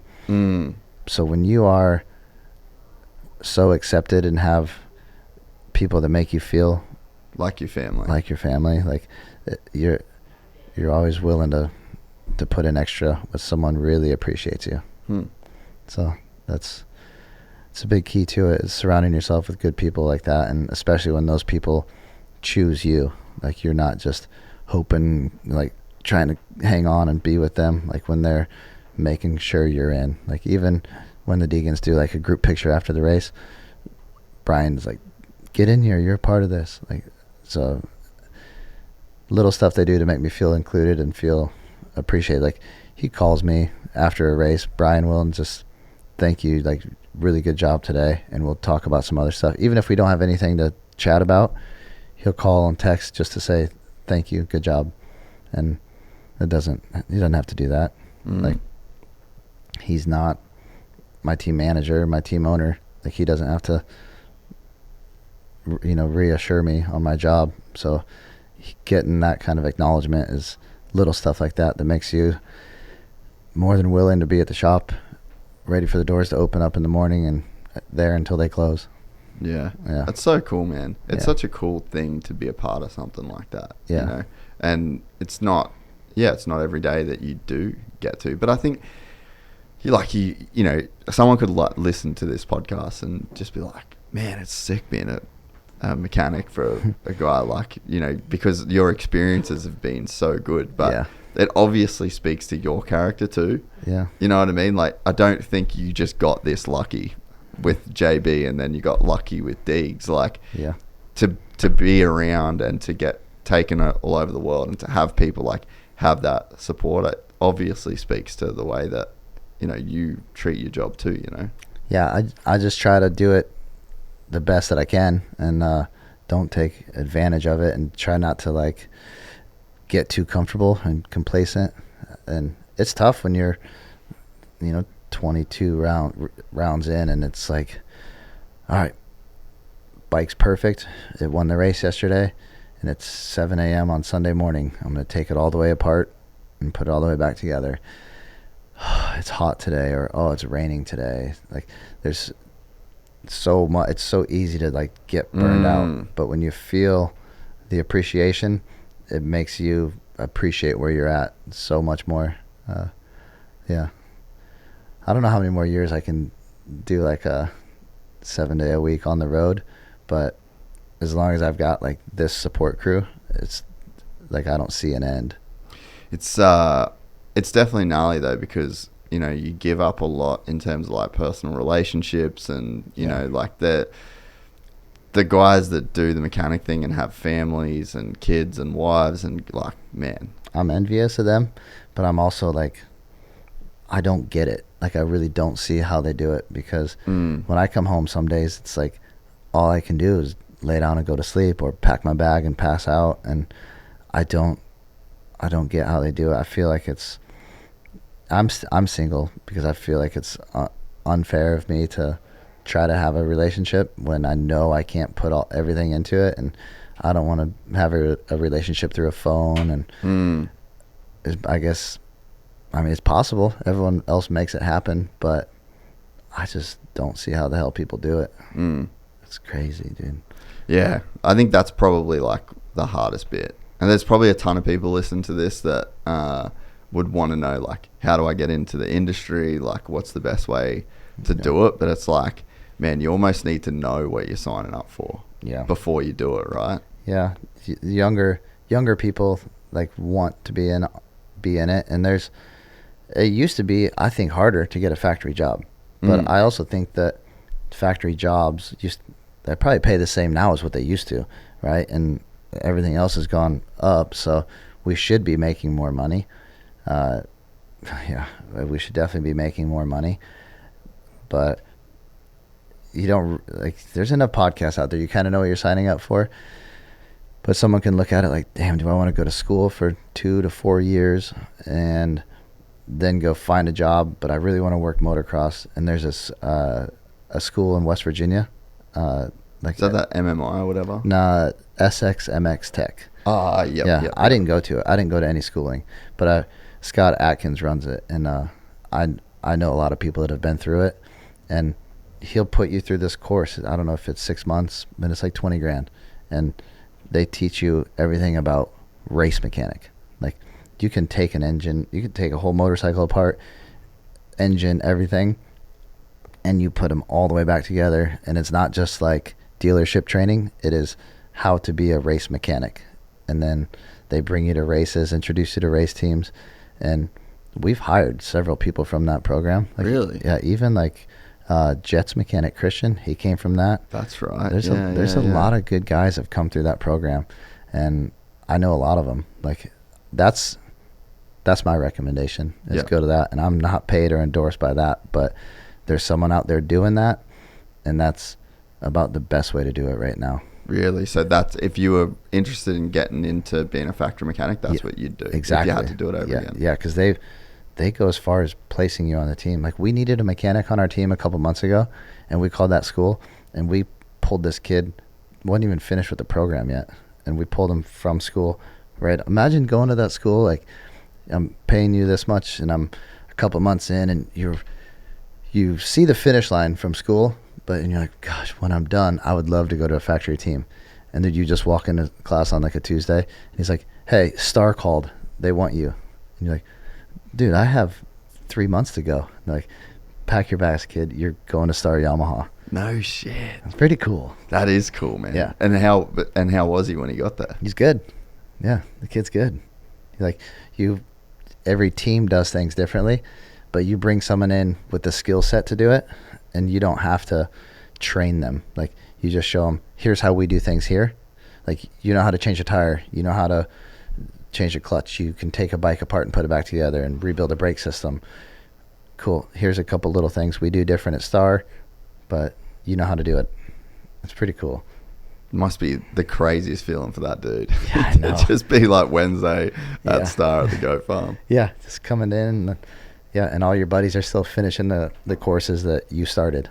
So he must have just been like probably the best in the class, really. Yeah, because we had just called him and said, we need your best guy. Do you have anyone you can recommend? And he's like, I got a guy, I'll send him down. Pretty cool. So who's he working with? Or was he just like doing stuff? No, he came in to do some amateur stuff, and then right now he's waiting for, I think, that new rider that you haven't talked about yet. Okay, cool. Yeah, he did some stuff until one of our guys got hurt, and then we moved him over to work with some of our injured riders that are coming back that are leaving the team, that like Styles. Yeah. Styles came back and rode for a while and didn't get a race like towards the end. So he worked with guys during the week at the shop, and we did bring him to some races, and pretty freaking cool. He's going to work with a very top level guy next season. That's sick, eh? Yeah. Must be cool for you to see the fresh perspective, because like, dude, you've been done it all at this point. You know? It's cool that I'm the oldest mechanic on our team. Yeah, okay. But there's 18 to 38 years old on our team as far as racers, riders, everyone. So I work with the younger crew, and they are motivated. They're good. They're fast. A lot of them are like so early into it that to see them getting race wins and the success right now, I'm like, damn, I had to wait 10 years of doing this to get wins like you guys are. Like, I feel like it was harder to get to this position when I was trying, which is probably a good thing because it made me step away for a while and go do stuff at home. But these kids are also like good. I call them kids, but they're 21 to 25, and it's cool just to see people landing where they are right now.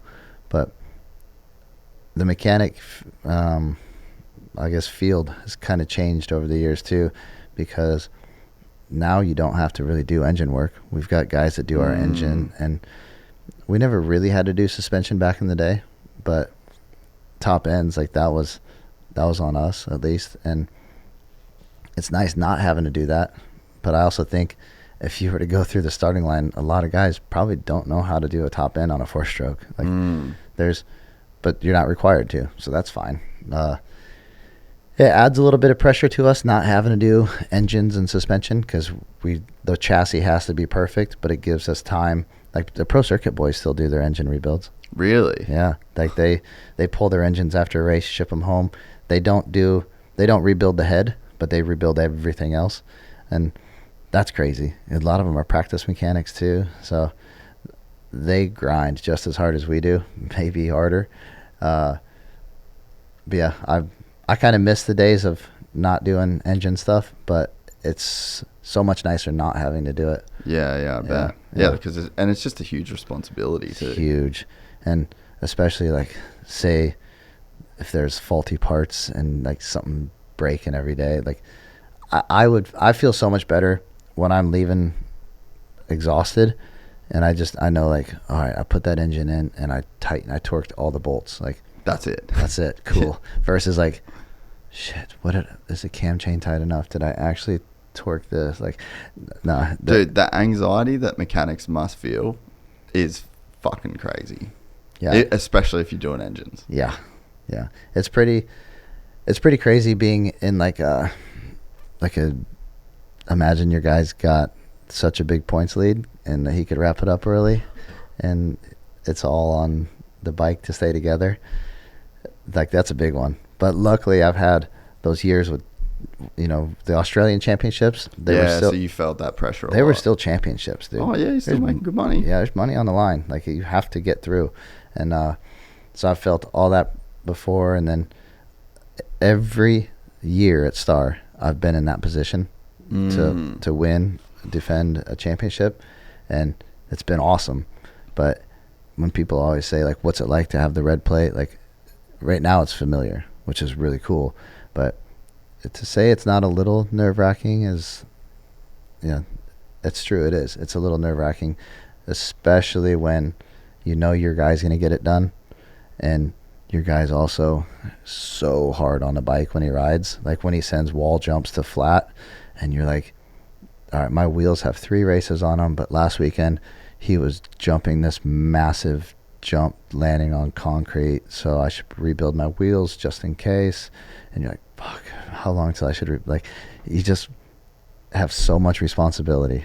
And I don't even want him to have like a radiator crack, and then like it's not my fault if a radiator cracks, but maybe it's your fault if you left it on there too long. If I left it on there too long, it is. Or not too long, but there's like what you're saying is there's designated time. Yeah. But if this kid's going as hard as what he is, maybe that time ain't enough. Like Eli's 450 at Daytona. Yeah. The whole bike's rinsed. Yes. Replace that thing. Yep. Done. Like you could have like Justin Cooper, his 450. Last all year. Yep. Eli Tomac's on the same bike. That thing's going to need replaced. So much stuff replaced on it. So that's how I feel when it's like the kid can handle it. He can take care of anything. You just have to make sure you take care of everything on your end, because you don't want practice number 2 to have an electrical failure because I went too long on this part. You just don't want any kind of failure, because now hopefully you're qualified, but if not, you're 30-second gate pick. Now you're on the outside. Now you could get in a first turn crash. Like, what kind of stupid shit can happen because the mechanic didn't change the wheel? Like, stupid, dumb little stuff that can be overlooked can be catastrophic, not only on like the rider, but on the series. So yeah, there's a lot of pressure, especially when that background's red and he's getting it done every week. And yeah, you just don't want it to come back on you. That's not me. I know. So yeah, that's been carrying that weight all year. But it's the weight you want to carry. It is. You want to carry that weight, but like doesn't make it any lighter. Oh, dude, after that Vegas checkered flag, just It's so nice, man. It's so good to like go into this off season right now, just championships, and I did my job. I did it right, and he did his job. It's so rewarding. Yeah, that's a sick feeling. Yeah. What's the gnarliest thing you've seen him do? Or like, what's something like, just because he is just gnarly. I just don't know if people understand how gnarly that kid is across the board. Yeah. In every facet of his life. Man, we do a lot of like, he shows up early and starts his program before other people, and some days we stay later and just put in extra work, whether it's extra really hard work or extra light work. And there's also times where like when he's got a little injury, like, and he still wants to put in the work, and it hurts, but he won't tell anyone. But then he'll tell me, like, maybe at the end, like, God, that fucking hurts. And you're like, yeah, but you didn't even show it all day. It's like, I had to get through. Like, you're an animal, dude. And like, no one will know. Like, no one will know how bad he hurts, because no one needs to know. Yeah. And also, if it hurts him that bad and he's actually toughing through it all, like, that's mental and physical toughness. Like, that's why he's going to be great. But that might be some of the gnarliest shit I've seen. It's just the stuff he rides through after like a big get off, and the next week, are you good from that crash? Like, yeah, I'm fine. Like, lift your shirt and show him. Like, no, he's fine. Yeah, well, I think about, like, obviously Hangtown, huge. Redbud. Yeah. Bro, that Redbud crash had to have hurt. That one was brutal, wasn't it? Yeah. That was so bad. Yeah, he got so lucky. Like, downrider, like, a whole, that could have been so much worse. Like, that's about how I broke my femur. I was going to say, it's very similar to your crash. Yeah, when he hit and he, like, rode over the front, slammed into the ground. That was me, but I slammed into the up ramp of another jump and came to a stop. Whereas he still slammed so damn hard. I don't know how he just gets up and runs. Like, he's a sicko. He's a sicko. I wonder if people get that now, because like the whole narrative is just like, it's like the rich kid narrative, and you just can't do what he does. They got to let that go. I know. How long until I think once they get to know him and realize, like, all right, well, he actually is here for, like, they just, as the more people learn about him and the family, like, I think everyone's perceptions are going to change, but it might take a little bit. Dude, you can't teach what he's got. Yeah. You can instill those values and like that desire. Like, yeah, you're born with money, but you're also born with the desire to go be the best. And he sees his dad and his sister and everyone's just trying to rise up and better themselves his whole life. Yeah, it's just like a culture that he was kind of brought up in. Yeah, it's pretty cool, dude. Yeah, it's fucking wild. And it's just wild when I guess it's just the whole armchair quarterback thing, to where it's like, if I had this opportunity, right, dude, there's just so many ways to get it done. And there's guys like Dunge that didn't have shit and lived in Minnesota, and it was dry for 6 months of the year, and he still got it done. Or there's a kid that was born a millionaire, probably has a trust fund, like the whole deal, that he can get it done. So it's like you're going to make it happen if you're the kind of person that's going to make it happen. It just is what it is. Go to MTF, go to any training facility, and there's people out there that have more money than these guys. And does that mean that they're going to come blow Hayden's doors off because they have all this money and their dad's buying them the nicest shit ever? Like, you can buy a Club MX race bike. They'll sell it to you at full price. You can train at Club MX, buy their race bike, and go race. Like, there's every piece of the puzzle you needed. Money does not buy you what he's got. Do you remember, not to call anyone out, but because I like this guy, but you know Eric Grondel? Yeah. His dad was his dad's almost a billionaire. Yeah. Owned half the fucking Geico Honda team. Yeah. Eric raced a Geico Honda as a privateer on his own. Like, he didn't go out and do all this, and his dad literally bought him a factory bike, A factory team. a factory team, a factory everything, Yeah. and he didn't go do it. So Shout out to Mike Rondell. yeah, badass. Crazy cat. I love that dude. Oh, it's so cool. But yeah, so if you're gonna use that argument, like, boom, I just proved your theory wrong. Yeah. Shut up. Yeah. Quit. Find something new to bitch about. It's this one's getting old. Yeah. So find something else to hate. I'm with you on that. Or just stop hating. Or just let it go. Yeah. I like that he's got a little personality coming out on the podium now. Yeah. Like, it's real when you see some of that. Did you hear him say this weekend, I gotta go. I gotta take a crap right now. No, I didn't. Dude, he said that after first qualifying. I'm waiting in the mechanics area like, hey, where is this kid? Is he finished his interview? Is he coming? Like, no, he pinned it out of here. It's like, all right, I'll walk back. He had to shit. He had to shit. I just think the sport's in a fucking good place. Really. Yeah. You know, like, I think let's say that nothing crazy does happen in November. Yes. And, you know, we just keep kind of ticking along. Like, the sport's in an awesome place. Yeah. We're growing. We have some superstars in both classes. Yeah. Yeah. Legit, and they're going to clash in Yes. like a few years' time. It's going to be great. And there's history with both brothers. Well, I guess it's kind of cool that Jet and Deegan have never raced. Yeah. And they've been just on islands. But Hunter and him, like, they had a legit fight through that series. And I actually loved how Hunter dealt with Haiden. Yeah. You know, like, they were in a very I don't even know how they were playing chess the whole time against each other. Yeah. And I thought Hunter had some pretty good jabs at him and very subtle, and He did. kept his. Yeah. Hunter had, I think, he had a bike failure at Southwick, and then The first turn at Redbud. Yeah. Yeah. And then Haiden had the bike failure at Unadilla, and then started outside. So he had a bad Moto 2 at Unadilla, and then, so both motos Unadilla, and then Budds Creek, Haiden was checked out, and then they red flagged it. That's right. 14 and a half minutes in, complete restart, crashes in the first turn. That's right.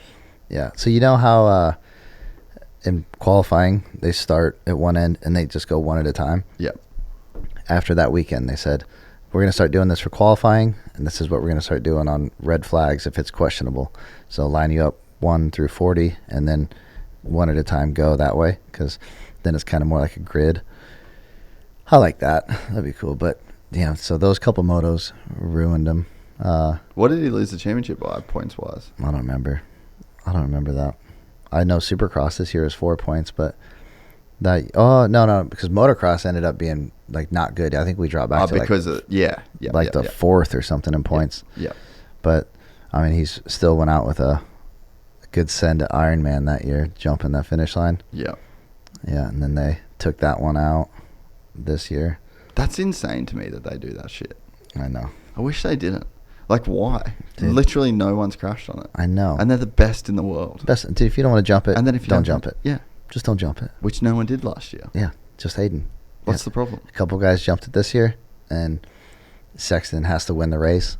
So he apparently like complains, and they get it taken out. That sucks. So why would he complain, though? Because I think he had to basically finish that race to win the championship. And like, let's say it's a big ass jump you blow your wheels out on, or get landed on, or it's a soft landing and you stick. It's a big scary jump that you don't need to jump like that.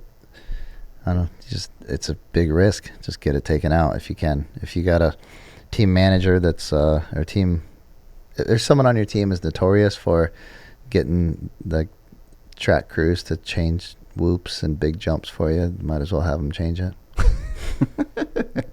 So annoying. Yeah, I get it. So annoying. It'd be very frustrating. Yeah. I see, it's never a problem I've had to face because I just can't jump big jumps. Yeah. So for me. Yeah. I like when they give Haiden freedom, like at tracks like that, to just send something big. So cool. Yeah, I mean, and you think about what's good for the sport, like the socials. It's just so, like, you're creating these viral moments. You know, like that's what the sport needs to kind of elevate, because that's what, as a sport, that's what we have. Yeah. Like, we have some really impressive shit. Yes.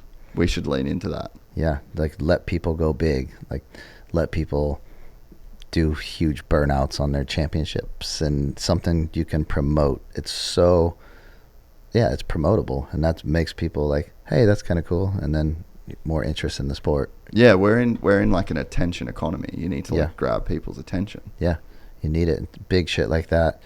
The 18-year-old rookie sending a massive jump that no one's ever even spotted before, and he's doing it right away, and no one else will do it. Leave that. That's cool. Like, that's going to make people are now looking at Iron Man. Like, Iron Man was always, oh, you have that Godzilla tabletop. Like, now they're talking about Deegan's double at the finish line. Yeah. And then that also got the thing that he was doing in the motos this year. Like, that might have been even more impressive. Jumping all 5 of those. God, crazy. I know. It's so sick, the way that he was doing that. It's sweet. Yeah. But you're right. Like, why do you go to Redbud? Yeah, Rocco's Leap. Yeah. You have to. It's sweet. I wish that jump was a little more jumpable every year. Like, yeah. Haiden was like, it was such a stretch on a 250 that he's like, dude, if I come up a little bit short, explode my wheel, boom, there's 25 points. I'm out if I walk away from it. Like, if I don't, like, this is bad. So I can still do well without jumping this big crazy jump. Now, if you open that turn up a little bit, now it's a spectacle and everyone can jump it. But it is cool when only a couple people can jump something. Yeah. But the Rocco's Leap is fucking cool when a little bike hits it. Remember Stu standing the bike straight up? Oh, dude. That was so cool. I was on 125. How? I don't know. How? They must not have been as deep on the approach to it. They had to have not ripped it as much. Man, that's crazy. That was awesome. Epic shots. Bro, he was just a freak, eh? Yeah. How lucky are we that we got to watch him? I know. It was insane. Did you hear the other day, on the podcast that we all did, he said he was riding? He's been riding? Yeah. Nice. He just fully on the download because he's like, yeah, I go out with my kids. That's cool. Imagine getting to see him ride again. I know. I wonder what he's got. Bro, he rips. Yeah. Have you ever watched him at his place? Not in person. Dude, it is next level. Like, I remember there was one day, bro, he had the biggest crash I've ever seen. Yeah. Because he was fucking sending it, like, just normal. Like, his normal pace. Yeah. And you just stood there and was just, like, mind blown at, like, the speed that he did motos. Yeah. And it was like, the track was like a Mad Skills. You know, it was like a video game. Yeah. Everything was video game big. Because imagine how bored that dude would have got on just a normal track. Everything was massive. Like, these just huge rollers. Just, the crowd, I can't remember whether, like, it was a bike thing or something, but he was going up, there's like this big rollers around a turn and it's just wide open on a 450 and just threw this thing away. And like he just got up and just walked to the shop, took his gear off and drove out. But he was so insanely fast. And like the whips and the scrubs that he would do. Yeah. Bro. That's cool. It was insane watching that guy ride. He had so much bike skill. Insane, bro. Yeah. Do you think that that bike skill, like 2 strokes, make you be more precise? I reckon. Yeah. I do too. I think that if people can train on a 2-stroke, it teaches them a lot about momentum. Yeah. And because you can't create power on a 2-stroke. You've got to carry it. 4 strokes, it's a little bit more forgiving. Just crack the throttle and jump something big. 2 strokes are not coming back. No. That sucks.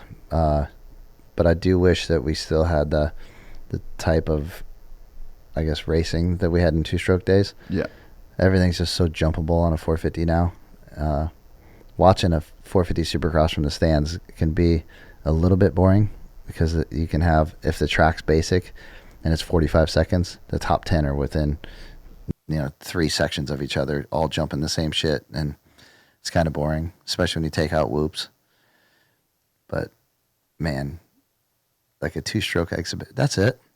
Yeah, we'll do 250, east, west, the 2-stroke, the arena cross, the futures. Imagine, I wonder Yeah, I wonder who you'd get to do like a 2-stroke race. Just even the sound in the stadium's so cool, you know. Yeah. But you're right, like the 450s, it's too easy for 450s. And you obviously get like a big separation, right? Like Jet versus Harry Coulis. Like there's a big difference in skill but I mean, mostly doing the same sections. But it's almost just like, I think Rhino said, it's like they just outgrew the stadiums. Yeah. Everything's just whop, whop, 2 jumps away. Like even the rhythm section at Dallas, you know, the one that after the triple and the left, and then it was kind of like the only one.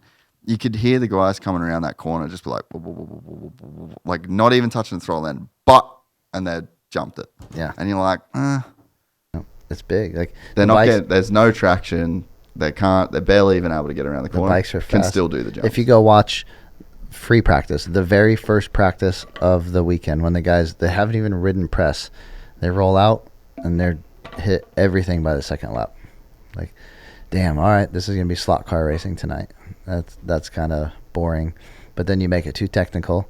Now everyone feels they have to jump the big fast line, and then you get people crashing out. So how do you actually make it even with bikes that are that fast? Like, do you slow them down? Do you limit the displacement? Like I said earlier, I think a 450 is too fast. Like, does that mean we go 350s? No, but 400s maybe. Do you do like it's racing, so you want horsepower. Like, you want every team to have an advantage. I don't want it to be like NASCAR where like the cup class is here, you're all in the same car. But does that make it like a little bit more even around? Like, every 450 is fast. Like, is there really much separation on a factory 450 to a privateer 450? Yeah, now it's just really coming down to electronics for the start. Yeah. Like, that's really I think that's what you're seeing with Honda. Like, they have the best electronics, it seems like, at the moment. It's pretty good.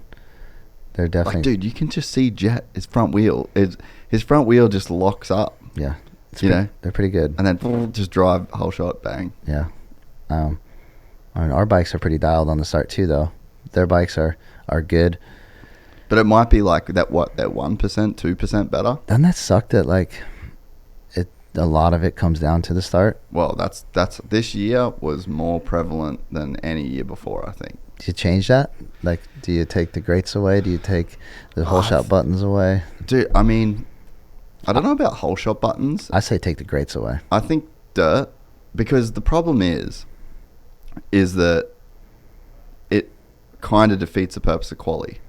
I was going to get at that. So it's like, that's why I think you need to have the top 10 shootout, like at the night show, where it's like the lights are on and it's the pressure. You don't get a whole session. Like, that top 10 is where you start. Yes. Then that rewards that skill. Yeah. Because, like, so what is sport? Like, let's just go all the way back. Sport is rewarding the skill of the most skilled player. Yes. Whether you're the most skilled player on the team, or you're the most skilled team in a competition, or you're the most skilled rider on the track. So what you're doing there is you're trying to set up an environment where you reward the person with the most skill. Yes. Right? So when you have great starts, when you have traction control and launch control, and when you have whole shot devices that can go down to the fucking axles. Yeah. So it's like, when you do all of these things, like, yes, you're looking for a competitive advantage, but then you're taking away from the rider's skill as such, you know? Yep. So it's like, there's a balance between, we need to keep this within the realm of like trying to find the best rider, because or you end up in MotoGP. Yeah. Where you need to be on a Ducati. And if you're not on a Ducati, you need to be on a KTM. And if you're not on a KTM, you need to be on an Aprilia. And if you're not on one of them, fucking don't even bother, because you're getting 14th. Yeah. So it's like, that's the extreme you want to avoid, right? So you've got to try and find like this middle ground. But so you go to quali, the shootout, under the lights, in front of the people. You don't get multiple attempts at your lap. That's to get you into the shootout. But once you get into that shootout, it's on you to perform. Yep. So then that's rider skill. That's the first thing where you're rewarding rider skill. Yes. And then, because you qualified first, you get to choose the first gate. Yep. that gate, you're being rewarded for your skill. And then, maybe you make the whole shot devices a certain depth. Yeah. So it's like you're just kind of regulating things along the line. But how much regulation do you do before you end up like NASCAR, where you're all on the same fucking thing? Yeah, that's where, again, you just have to pay attention to, like, what are we trying to achieve here? Is like, we're trying to bring out the best, reward the person with the best level of skill. And you don't want to over-regulate it. Yeah. I like the idea of dirt starts. Dirt starts they're so much better. Like the great, like you can, like you just said, that's another variable taken out. And also, like, dude, you're in third gear almost immediately out of the gate. Like, that's moving. You're launching. That is so fast. If you want Supercross safer, put the whoops back in and take the grates back out. And like Detroit, when the 250 class got cleaned out this year, those dudes were moving so fast going into a tight left-hander or a left 90, and it's a short start, and they also had so much speed because you're coming off of a grate. Yeah, dude, you lock them in, you're wide open, dump the clutch and grab third gear immediately. A third gear 250F, a third gear 450, that's fast, dude. That's a lot of miles an hour. That's as fast as I need to go. No thank you, man. You can jump Larocco's leap, third gear pinned. Yeah, so you could do that off the start straight, off the start, grate. Off Larocco's leap. Like, no. Well, and then you think about it, it's a great point. Like, we saw first turn pile up at A1 in the 450 class. Yeah. Like, that cost Hunter in the heat race. Yes. Logan Carnow breaks his fucking ankle into a million pieces. Bad. Like, Detroit, huge first turn pile up. Yep. So it's like you see a lot of these first turn crashes. And again, I think you've got a point in the grate, because you've got people that are on the outside that if you qualify 21st for a Supercross, like, you should get a shit start. Yes. That's how it works. Yep, you barely got in. You barely got in. You're at the back of the grid, so to speak, But I just don't think that the grates allow for the separation, and it doesn't make a good position with a good rut, with a good, good conditions. Like, you should have an advantage for that. That should leave that person out in front. It should stagger the starts a bit to where you don't have 20 dudes at an equal pacing all entering that bottleneck. I like the idea of we could do gates for heat racing, but then I like the grid start for the mains. The problem is with that is that how exciting is the first turn, and the fireworks going off. There's something so sick about that. It's true. Like, you could be the fastest all day long and mess your start up in the main, and now you're in 12th, versus if you win the heat race, like, you're starting front row, and like, okay, well, you've been fastest all day. It's probably just as boring then as giving him a grate and knowing he's going to get a whole shot. But I do like the idea of, like, being rewarded for being fastest qualifier. But, like, if it's a dirt start, some of the dirt starts are shit. Whereas the grate, you're literally just looking out front, and they're all groomed for the first race anyways. And now you're going position over condition, because you can carry so much speed off the grate that if there's a hole, you can push through the rut anyway. Yeah. Like, it just takes so much away from it, and I don't know. It's different. Yeah, they do have some hard challenges. When it comes to that sort of stuff, because again, it's like, we're talking about that, but it's like, we're saying it's becoming too dependent on the start as it is. Yeah. So it's like, there's so many hard variables that they've got to take into consideration. Yeah, and then they've got us critiquing them. We've got all kinds of people listening saying, take the grates out. A couple of years ago, we were saying, bring the grates in. Yeah. Like, the ruts are too inconsistent. Like, so they brought in the grates, and now we're saying, no, take them back, take them back. Like, I think the depth of the whole shot button could be a thing, though. Yeah. I feel like you could regulate that. We set ours pretty damn deep.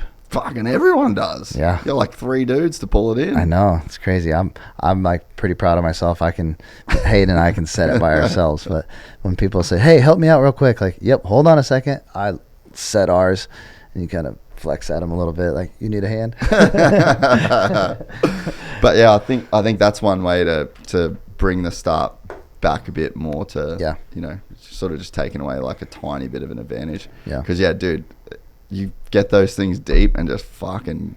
You know, the Texas start straight was supposed to be like, I don't know, probably 30, 40 yards longer, and they shortened it. Like when they laid it out, they're like, nah, they shortened it up.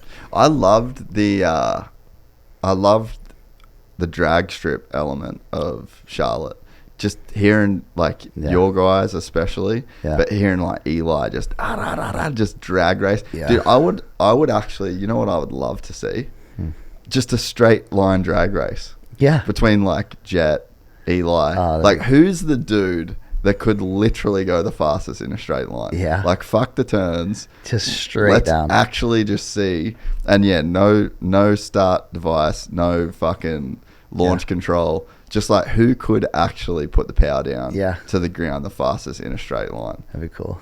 It'd be pretty sick to see because like, man, you just look at the way Eli rides and you're just like, man, he just can get the fucking power down to the ground. Yeah.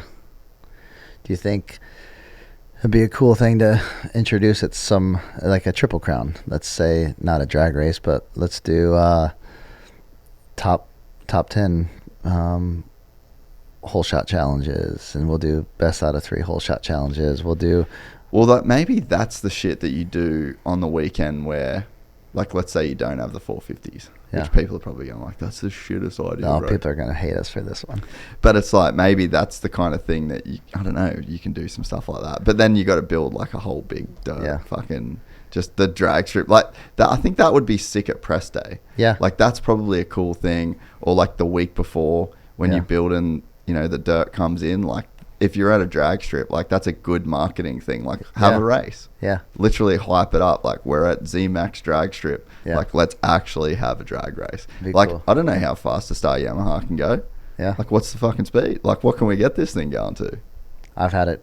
We've got a track just down the road from the goat farm, and it's Colleen Millsap's house. Oh, yeah. So we've got a track there, and it's maybe a mile, not even.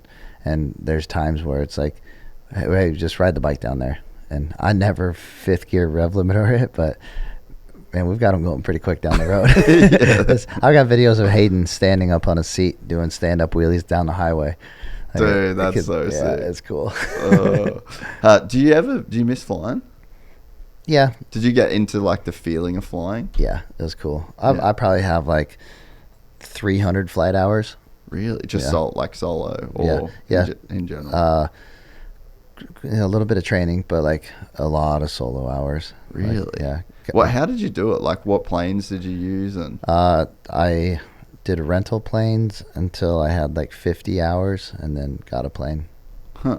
Yeah. But you bought your own plane? Yeah. They're not that expensive. Yeah, because I'm actually looking into it all at the moment. Yeah. I thought the other day, I've been thinking about it for a while, but then doing this SMX thing, I was like, imagine if we just had a fucking plane. Yeah. Oh, it's cool. My dad learned how to fly when I stopped, and he's got that plane now. Oh, no shit. So you still have it? Yeah. Wow. Yeah. So how much did the licensing cost you? You know, I bet it was fairly cheap back then. I worked at an airport. Like I had a part-time job there, fueling airplanes on weekends. No Every shit. other weekend I would fuel airplanes, and I would get half off my flight training. Huh. So I was probably $5,000 or $6,000 into it, but I would assume it'd probably be $15,000 you could get a license. Was it scary as fuck the first few times? The first few times when you're like, holy shit, like I'm in control of this thing. And then, but I'll never remember, or I'll never forget when I soloed for the first time, like getting up in the air, like there's no one else in this plane but you. And I'm like, now I have to get it back down. Oh, but I was so stoked. Like, yeah, I did it. Like, this is a really, really, really cool feeling. And then when you land, you're like, I did it safely. Hell yeah. Like, have you been skydiving? No. Dude, I give the advice. I've never done it solo. I've just done it tandem jumps. But, like, it's terrifying. Like, if you've never done it. And if you have, like, an important decision to make, like jump out of an airplane and then get on the ground and you'll commit to whatever you want to do because you feel like you're on top of the world. Really? I just love that feeling of getting on the ground like, I'm on top of everything. I can fucking do anything right now. Like, it's so cool. I've seen some gnarly skydive shit though. Yeah. When I was in Dubai. Yeah. So we're riding. Fucking sand track, come around the corner. Fucking, No way. yeah. Just fucking, did the right in the middle of the track. And it was not cool. And after seeing that, and so that happens, and then we're like there waiting for hours, waiting for the paramedics and the police to come and all that shit. Yeah. So the guy didn't make it. Yeah. He made it to the hospital. No shit. Yeah, bro. Yeah. No way. It was fucking insane. So makes it to hospital, and then obviously he died. But yeah, just like seeing all of that, and then so like 3 days later, I get it. Well, 2 days before that, I have a meeting at Skydive Dubai about look, it wasn't with them, but someone that I was meeting someone there, right? Yeah. So I'm at Skydive Dubai, and I've always said, I just don't know if skydiving's for me, eh? So then I'm there, and then they're like, hey, just come up, like we can do it. I was like, nah, I've got some shit to do. So then I left. 2 days later, that happens.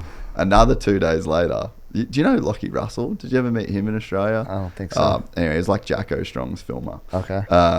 But anyway, or Headstrong Films. So anyway, he hits me up and he's like, hey, so I'm working for this skydiving company, and they want to put some people through to like get their solo license. Like, would you be interested in coming and doing it on these days? And I'm like, dude, I literally just watched a fucking guy fall out of the sky.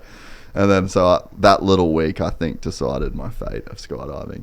All right, fair enough. I don't blame you. I don't blame you. It was so hectic. But I kind of like have that same feeling about flying. Yeah. No, flying's good because if you have an issue, it just shuts off and you glide. You just fly it in.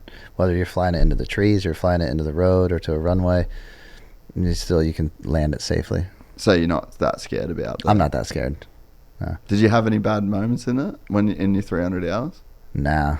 I would mess with my friends a little bit and pull the power and maybe touch down in a field and take off again. Really? Yeah.